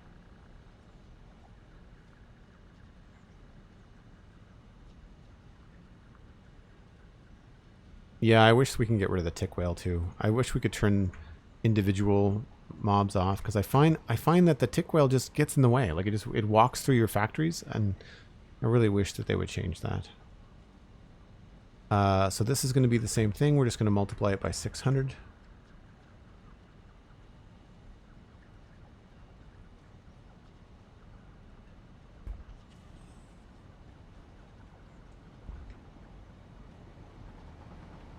So again, we don't need a full... But see, here together, this would add up to more than one. So that together is 1.335. And so that's why these are going into separate cars. Is because they wouldn't be able to... They wouldn't be able to go in a single car.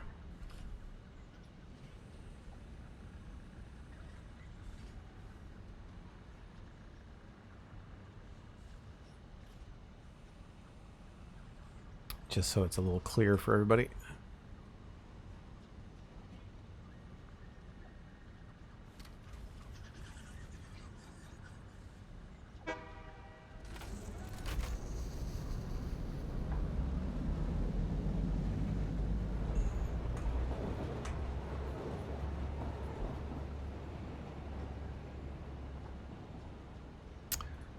So we need to double check the, I guess, throughput at the other side. Actually, we don't need these, do we?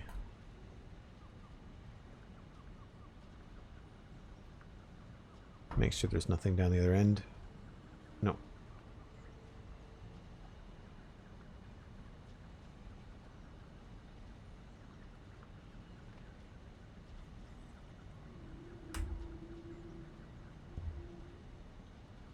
Cool. So I'll do one last check here at the station just to kind of see what we're doing. 489, 106. That is the same. Oh, in between. 563 and 559. These fluctuate, but they don't ever go up to 600, which I find very strange.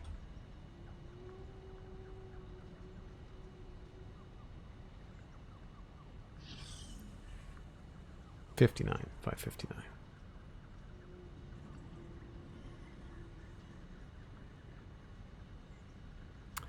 So now we just have to go back to Devastator and see what's happening over there.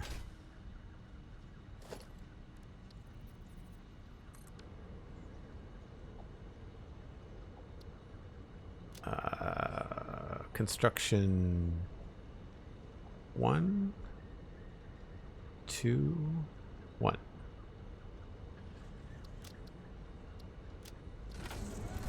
I find it's always better to do self-driving because that way you don't have to worry about crashing. The train will automatically brake for other trains in traffic.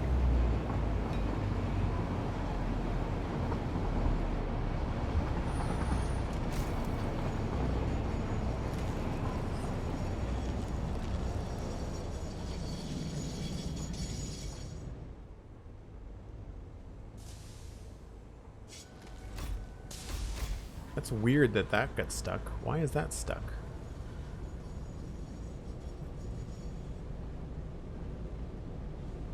That shouldn't be a thing. Maybe I don't have enough blocks?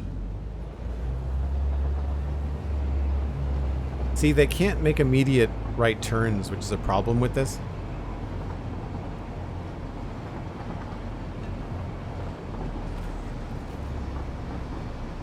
And it's a single loop. If I had a right lane and a left lane, it would be okay.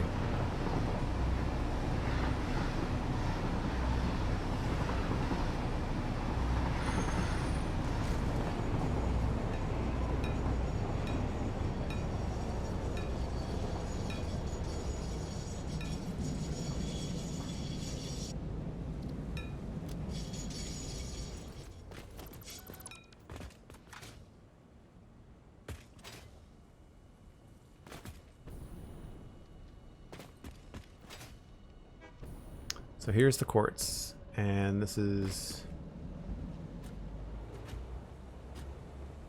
554 and 565.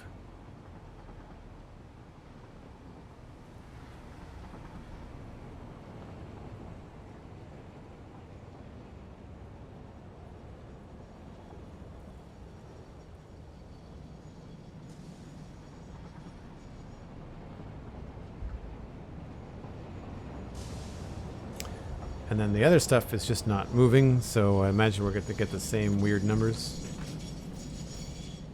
This is empty car. 715 and 713. Again, very strange numbers, so I don't know what's going on there.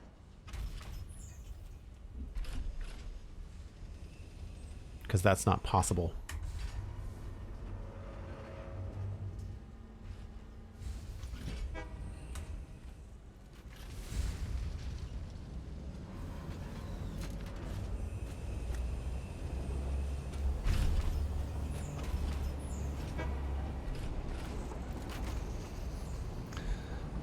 So yeah, we've got the right amount of train cars. Now we just have to set them up to where they're going.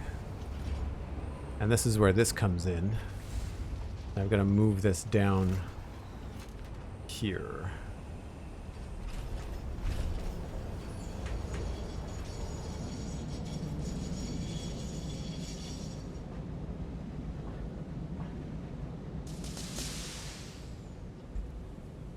Whoops.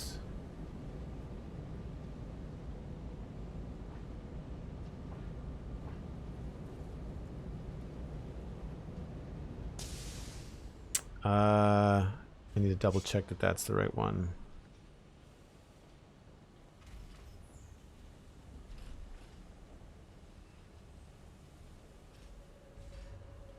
Belt 7 and 8. We'll double check. Train car 5.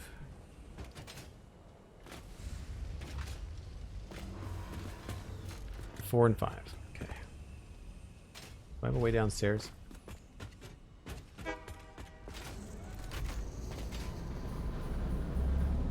Not nearby. I need to have more access points to get under the depths here.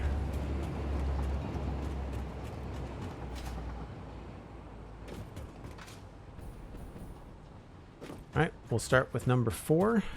So this has got 2 Mark 4s, which is more than enough.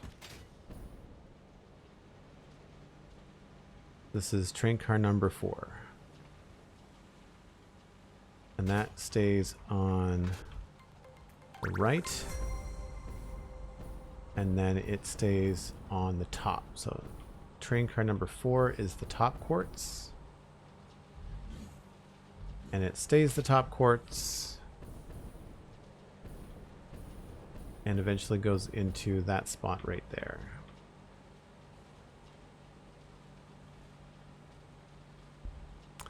Main bus, and that is 7.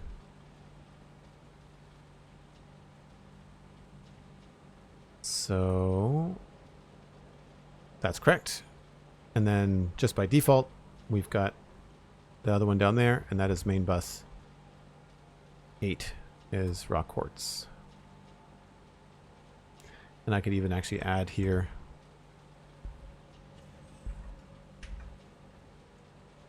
oops, wrong button.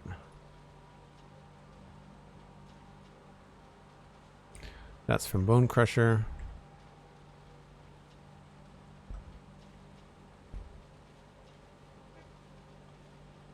Cool, so that means that that part is correct.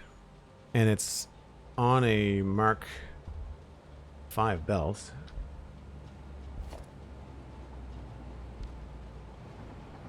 I'll go back and double check that everything's all right, but I think it is. Those doors are so cool. Stream time is at 2 hours. Thanks very much. I should probably take another break. Jackrabbit, hello, welcome in. Thanks very much for coming by.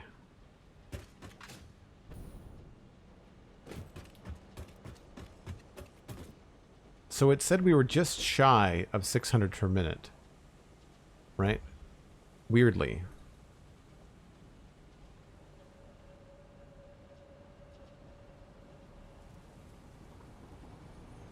So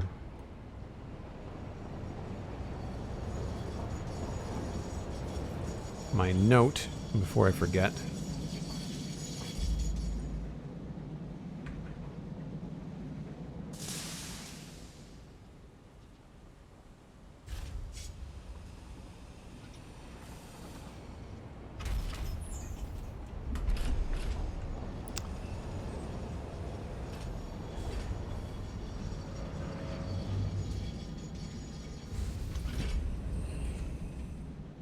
So that's a question we'll have to answer.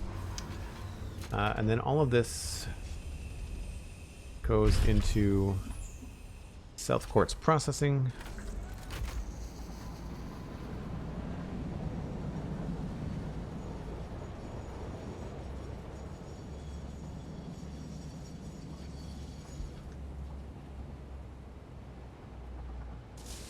And that eventually goes into what will be crystal oscillators, but I'll look at that when I come back. I'm going to grab another break train, seeing as we're right here by the station. Ooh, I got turned around. Where am I going? Outside.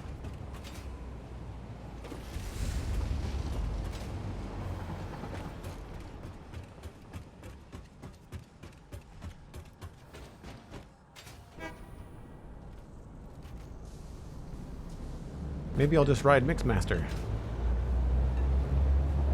Sounds like a plan. I will be back in 5 or 6 minutes, folks.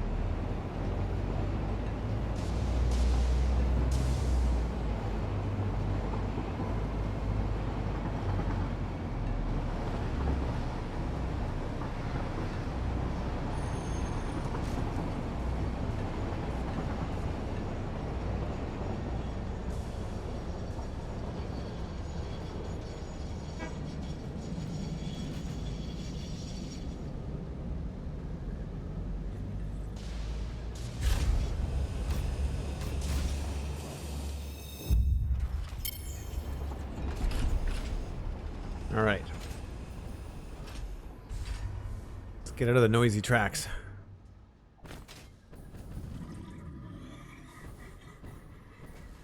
Joel mentioned that when he was in the roundabout, the train could not do an immediate right turn. Is that normal, or is that a problem with his roundabout? That's a design flaw of my roundabout. That's something that could happen. The problem is that the train tracks need such a wide radius to make a connection, and you cannot have more than 3 connections on one track. So there's a bunch of roundabout designs that you can look up on YouTube that are much more intricate. Also, I don't like the roundabouts where like you can actually go straight through, because it doesn't look very good. Like I wanted something cool looking, so I sacrificed some functionality to have it look cool.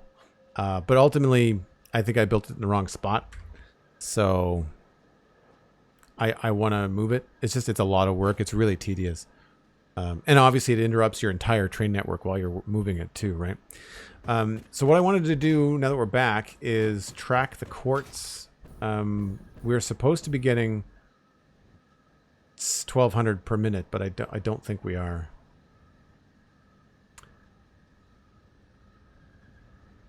And I should be... it's weird that this has no footstep noises. We should be syncing the rest.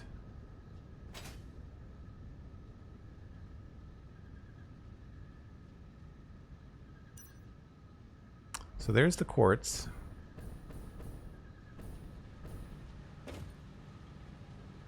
There's no overflow.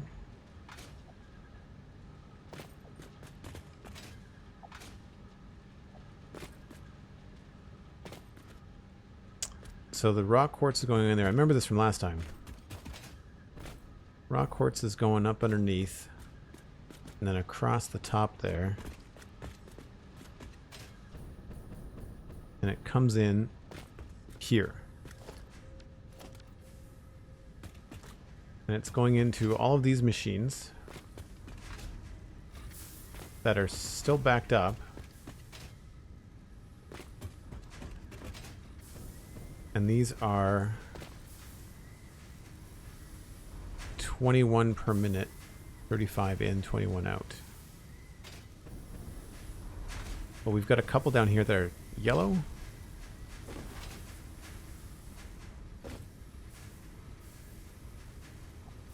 So you're stuck.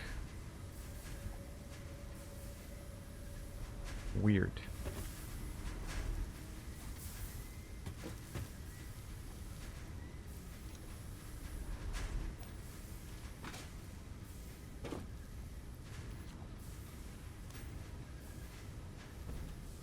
I don't think this is going to be a permanent solution. It seems to continue to back up.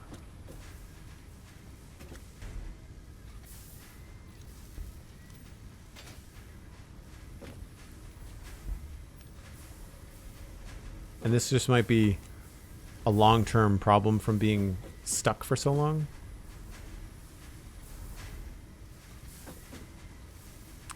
But we have 1, 2, 3, 4, 5, 6, 7, 8, 9, 10.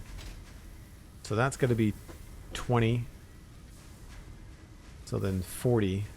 They're all doing the same thing.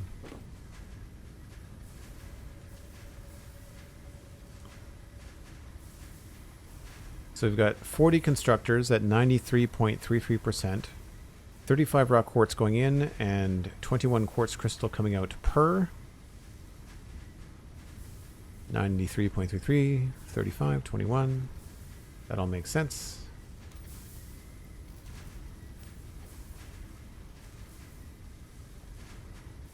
And are they combining, or are they staying on 2 separate belts? I think they're staying on 2 separate belts. Yeah, there's a belt up top for the first 20, and then a belt on the bottom for the next 20. All making quartz crystal and going downstairs. And all of that, I remember, is being sent to Awesome Sinks.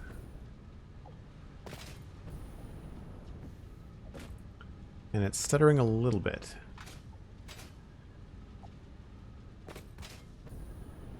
I wish there was a visual, like, I wish the visual indicator was clear as to whether it's a throughput problem or whether it's just a graphical thing. But we'll see. SweetSandi, thank you ever so much for being here. I really appreciate all the modding and help today. Have a wonderful evening. Bye for now.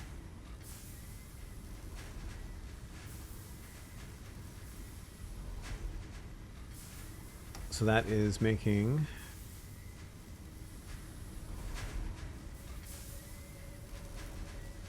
420 quartz crystal per minute, right? That's 21 times 40. Yep. Times 20, 420. So it's on a Mark 5? Yeah. Doesn't need to be. Could be a Mark 4.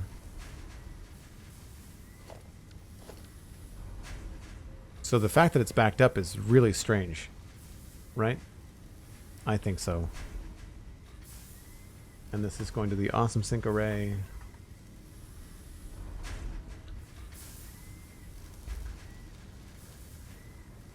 So that's all above board, but I just don't know why it's all backed up. The only thing I can think of would be to one by one go through these machines and unclog them. But I feel like I've done that, and they just don't seem to be responding because they're getting overfed despite being told that they're underfed. I don't know. It's almost like we'd want to stop the train for 10 minutes and see if it clears itself out.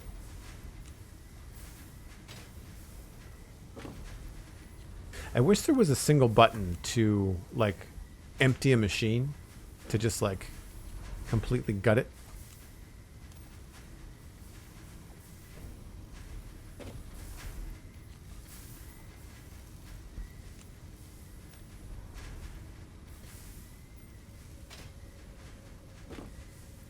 So if we do this 20 here, that's one line, because it's all being fed by the same line.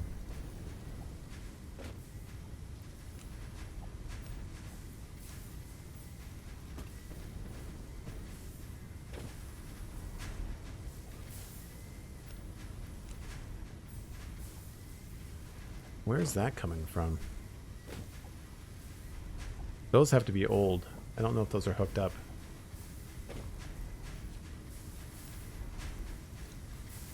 Finish this first.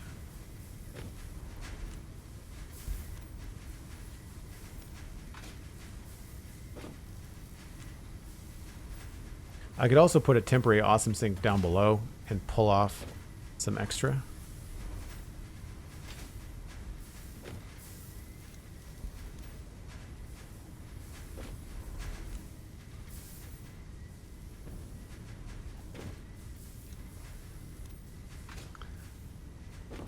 I guess I should also look and see what the total is that we need. So if we look at the totals, we've got 1,200 coming in, but 35 times 40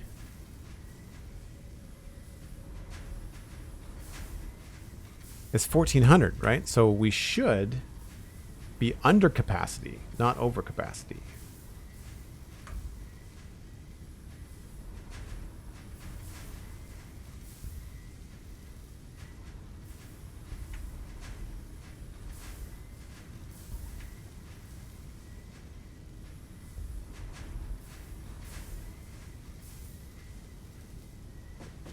But this just does not seem to be moving the way that it should, right?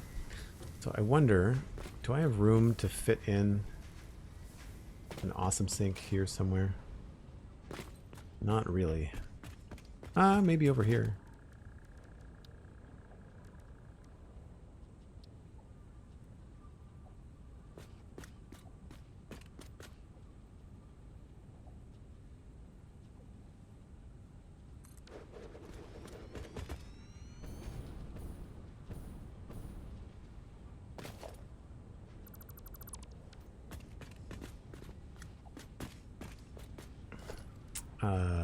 Splitter.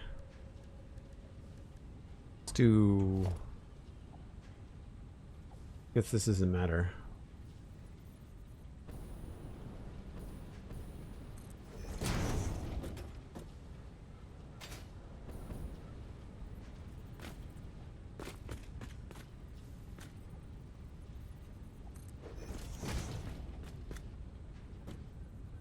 No.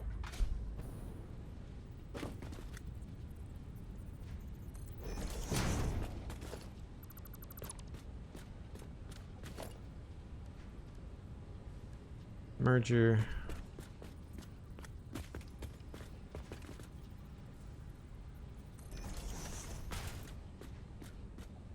And then belts, lifts.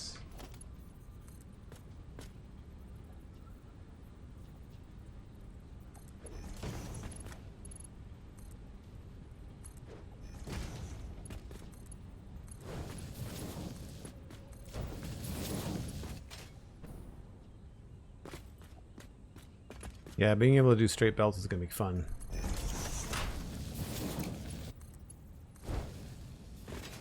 And now I just need to power this with something. Hey, look, power.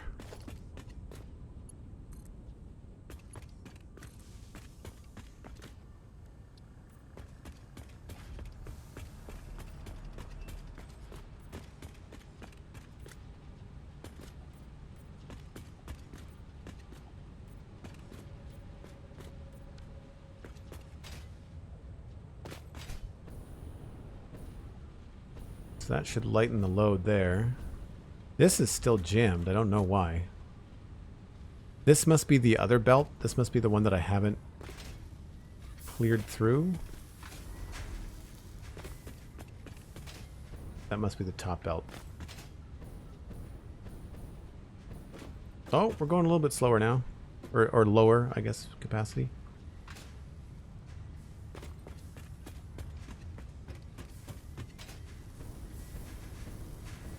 What's your problem, Mr. Yellow Guy? You're not getting enough quartz now. Okay. Alright, before I get into here, where are these going? Why for are you that? That is going upstairs in a loop. And doing... Oh, it's going upstairs to something. Do I still have... I wonder if I still have silica being made upstairs.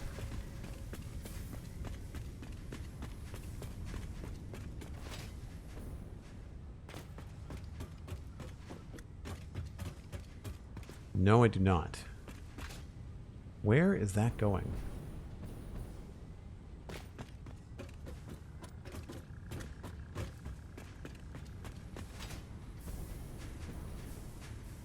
This is all aluminum.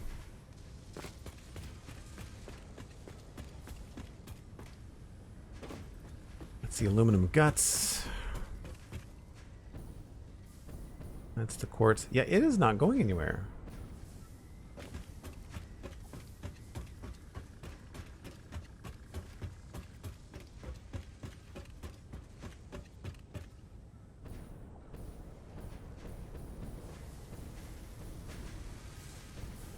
Where?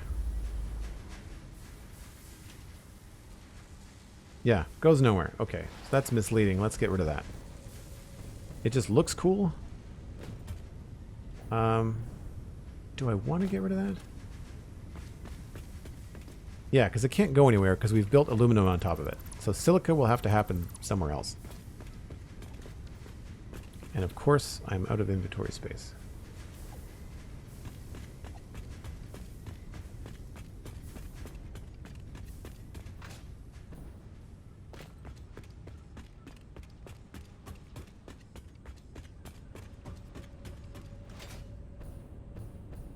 What I'd like to have is this whole thing kind of moving around and working for 1.0. Not that it has to be balanced, but that stuff is not at a standstill. I'd like to have stuff not piling up, doing nothing.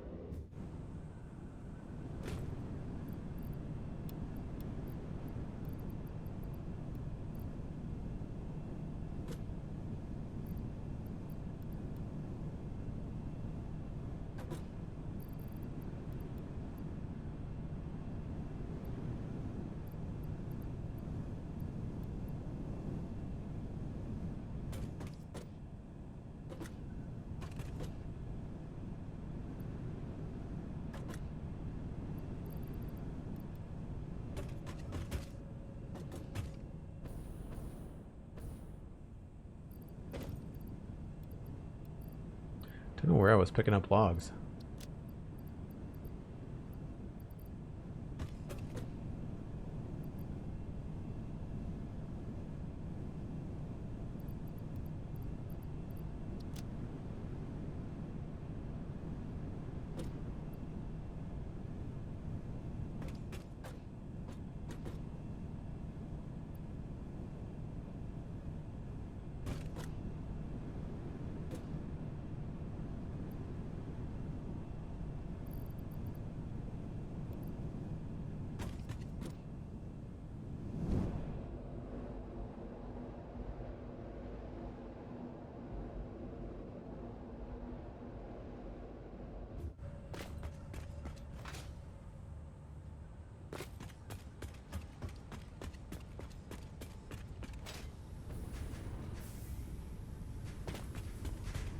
Now we should be able to rip this stuff out, no problem.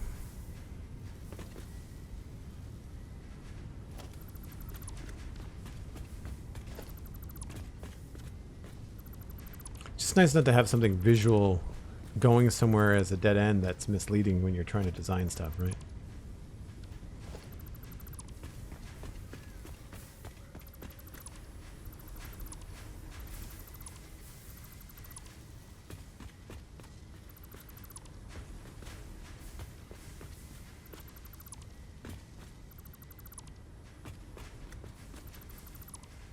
I remember when I was setting up the stuff above for the silica temporarily, and that made sense when I was doing it. Guess we don't need these either.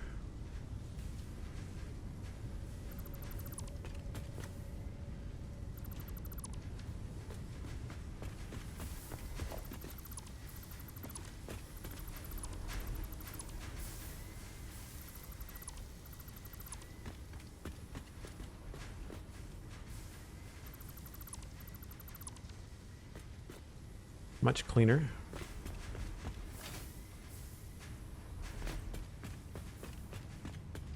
Obviously this is still temporary down here. We're still moving slow here for some reason, which is very strange.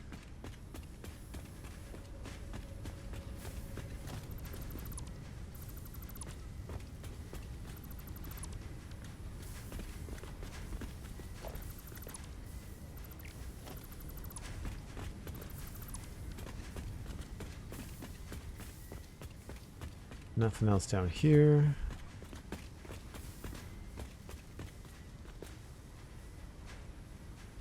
Yeah, it's so strange that it's so slow.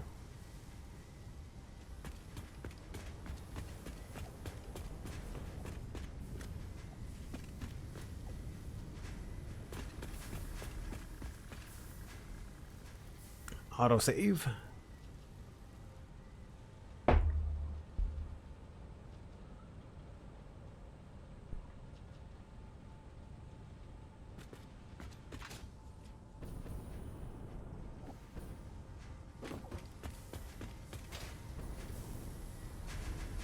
Well, the output looks better.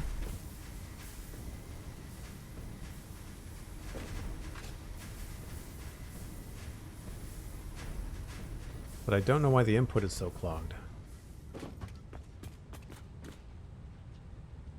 Well, it is flowing better too. A little bit of a stutter. This one on the right must go to the other set.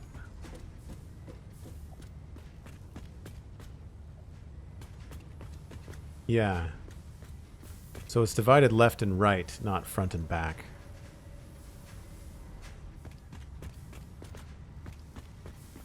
And it splits here.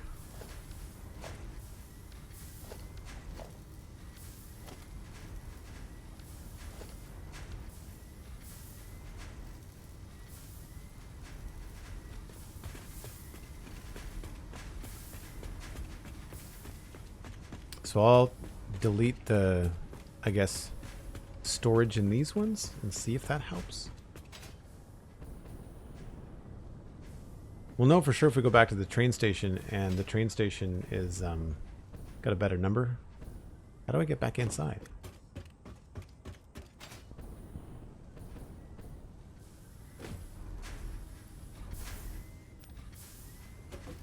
can probably do this better from the ground. See, the outputs have been cleared, so that's good.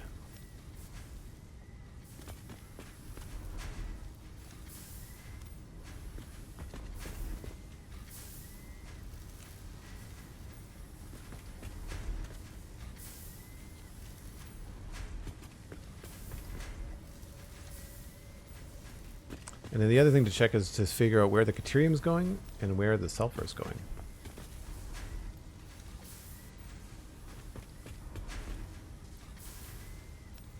Now this one should be fine. No, it's backed up again. How are you getting more than you are using? I don't understand.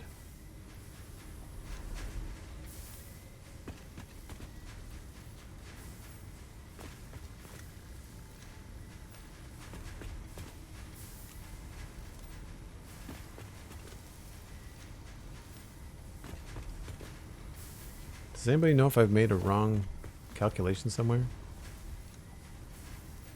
35 times 40. It should be requiring more than we're putting in here.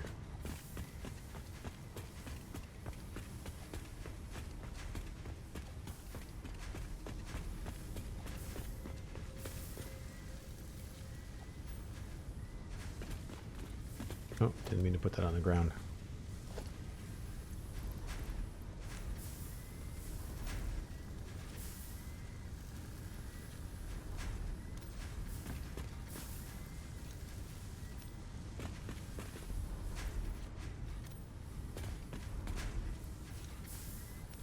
Because the fact that I have to do this is wrong. Like, this should not be happening. Oop.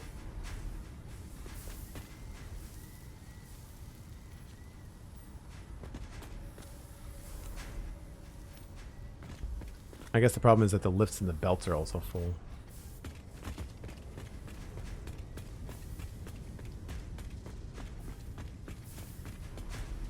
Yeah, full again. If this is full again, I just need to stop this because this is not. It's at 10, so it's still filling up faster than it's emptying.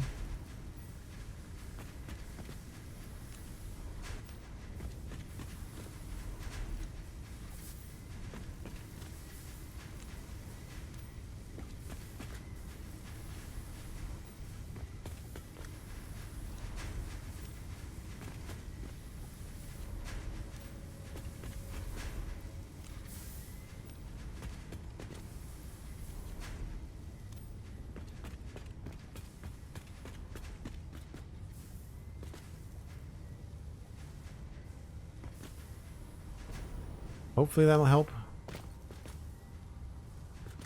Now all I need to do is just add this little temporary thing to my map.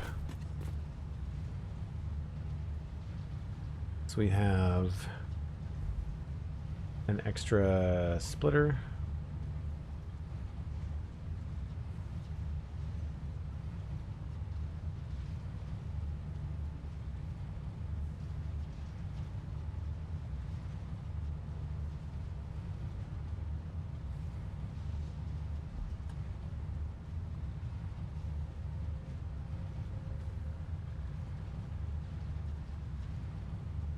And this is splitting off half of each.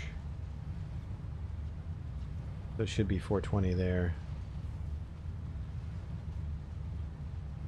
And then this would be 210.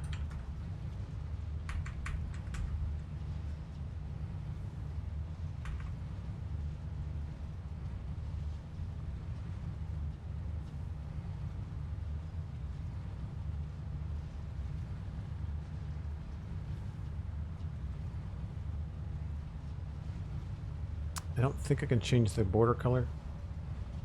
That's fine.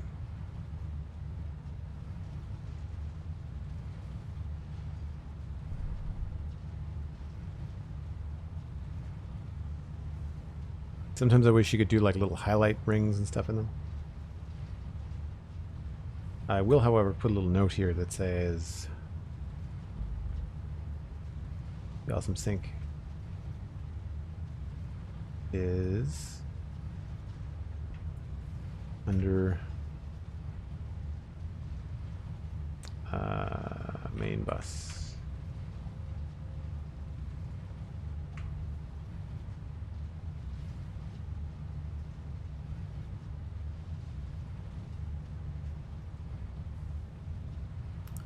Maybe we'll just make it this color.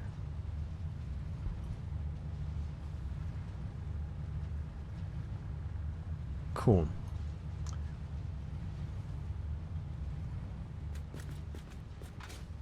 So now we have to figure out whether the train is showing anything different.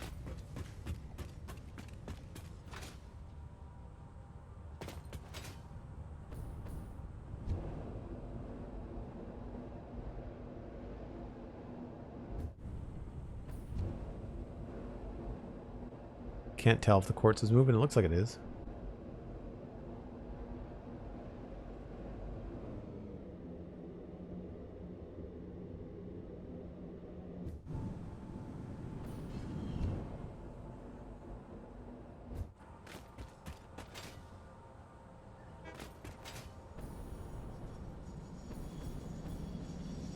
So now, instead of the other numbers, we are now showing 741 per minute and 730 per minute. How are we getting more quartz per minute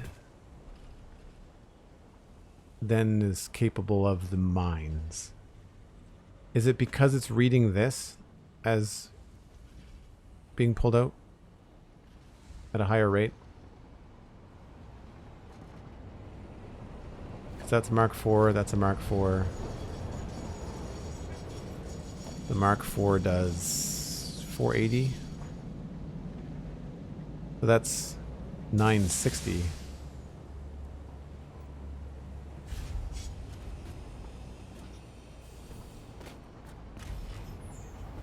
Yeah, I really don't know why we're getting higher rates. I need to find a place for the sulfur and for the deuterium though.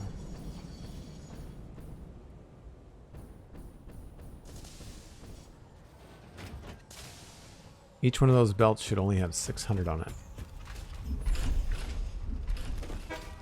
These are not yet hooked up. They need to find a spot.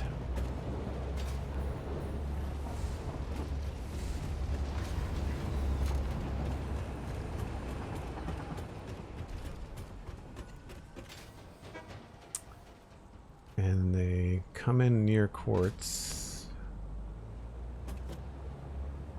We've got spots along 9 and 10 are open, and so is 15 and 16. 9 and 10 would probably be the better one. So that's these two here. They are open, so we'd want to hook that up above this one. That would be doable if we brought it in.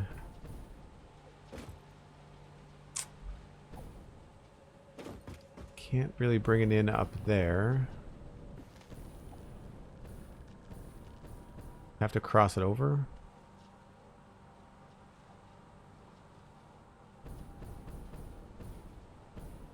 And sneak it in this space here. I feel like I'm sacrificing some space up here. Because you kind of feel like what should happen is that this should go immediately in these spots. I know we were supposed to fill in the lower ones first, right? And then this is also not hooked up. This is the... what's that for?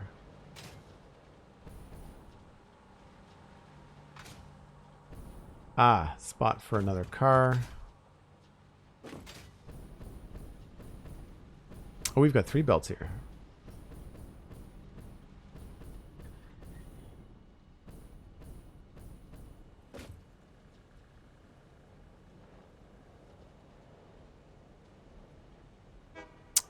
Yeah, the jetpack will refuel when you land.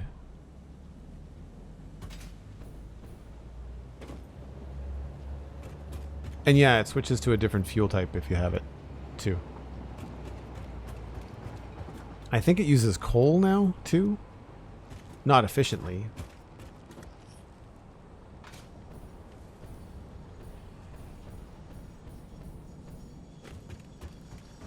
This is not as organized as I would like it to be.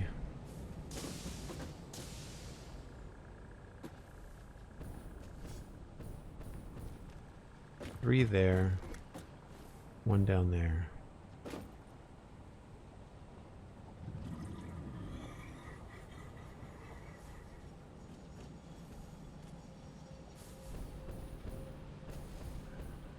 I certainly have room. Right, it's probably going to be a future Joel problem.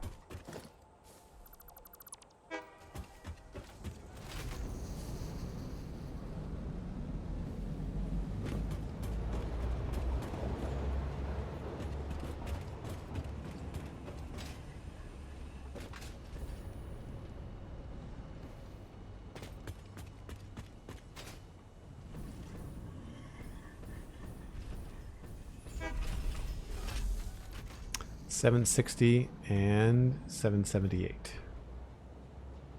So I don't know why that is.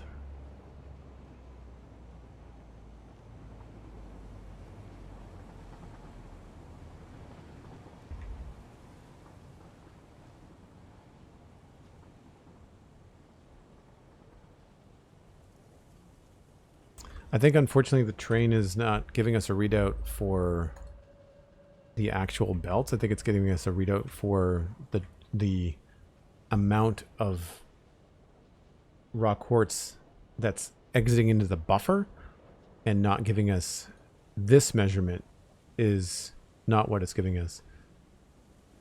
Weirdly, it's also like less on this side, right? Like 563.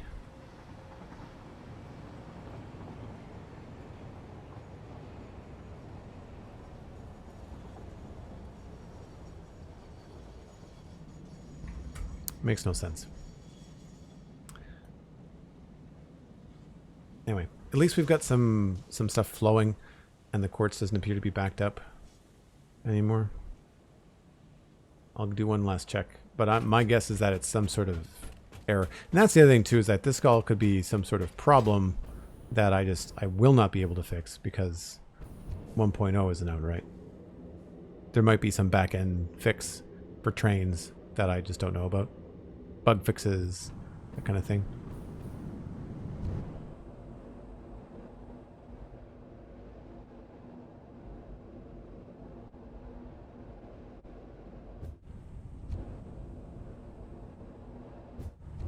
No, back up.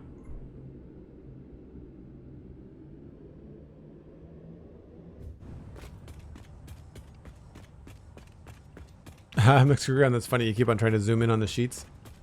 That's good. Well, that's going. This is outputting. Doesn't seem to be stalling. But it seems to be getting more than it's producing. I don't understand how that's possible. Like, there's only 1,200 quartz available, and this is consuming 1,400. So I don't know how or why that's a thing. It's so strange.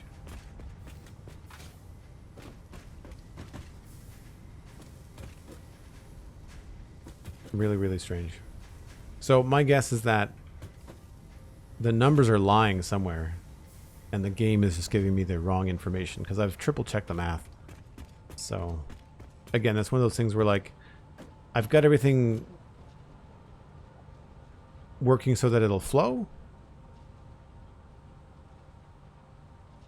Will you say setting up the hyper loops is worth in the long run?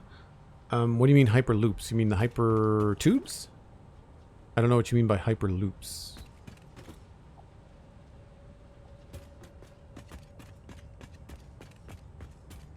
Oh, tubes. Totally worth it if you're building something this big. Yeah.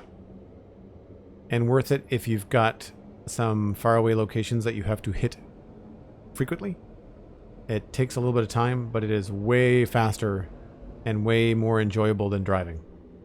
So for example, I have a hypertube right here, right there. That will take me all the way out to there with a couple of jumps and options to get off along the way if I need to, but you can see it. That tube goes all the way down there. And it's fantastic if you need it. 100% worth setting up. They're just fun. I like them a lot. I don't think they're great short distances because it's very jarring. But again, that might change with 1.0. That might change with the way that things are going. I'm really looking forward to having this be a very busy main bus. I think it'll be fun to watch. However, that is where I need to wrap things up for the day, folks. I'm going to pass you along to somebody else playing Satisfactory, I hope. If not, I will pass you along to somebody else playing Minecraft. Let's just see who's live. Who's hanging out? I've got no Satisfactory peeps. Let's just see. Cub Fan is live, playing some Minecraft. That's usually a good drop. I'll send you all on to Cub Fan. So I will be back tomorrow. That's Saturday at 1 o'clock Atlantic, UTC minus 4 hours with some Minecraft. We'll be back doing some landscaping around the iron farm on the Citadel server. Once again, I do this for a living, and I cannot thank you all enough. I really appreciate the support.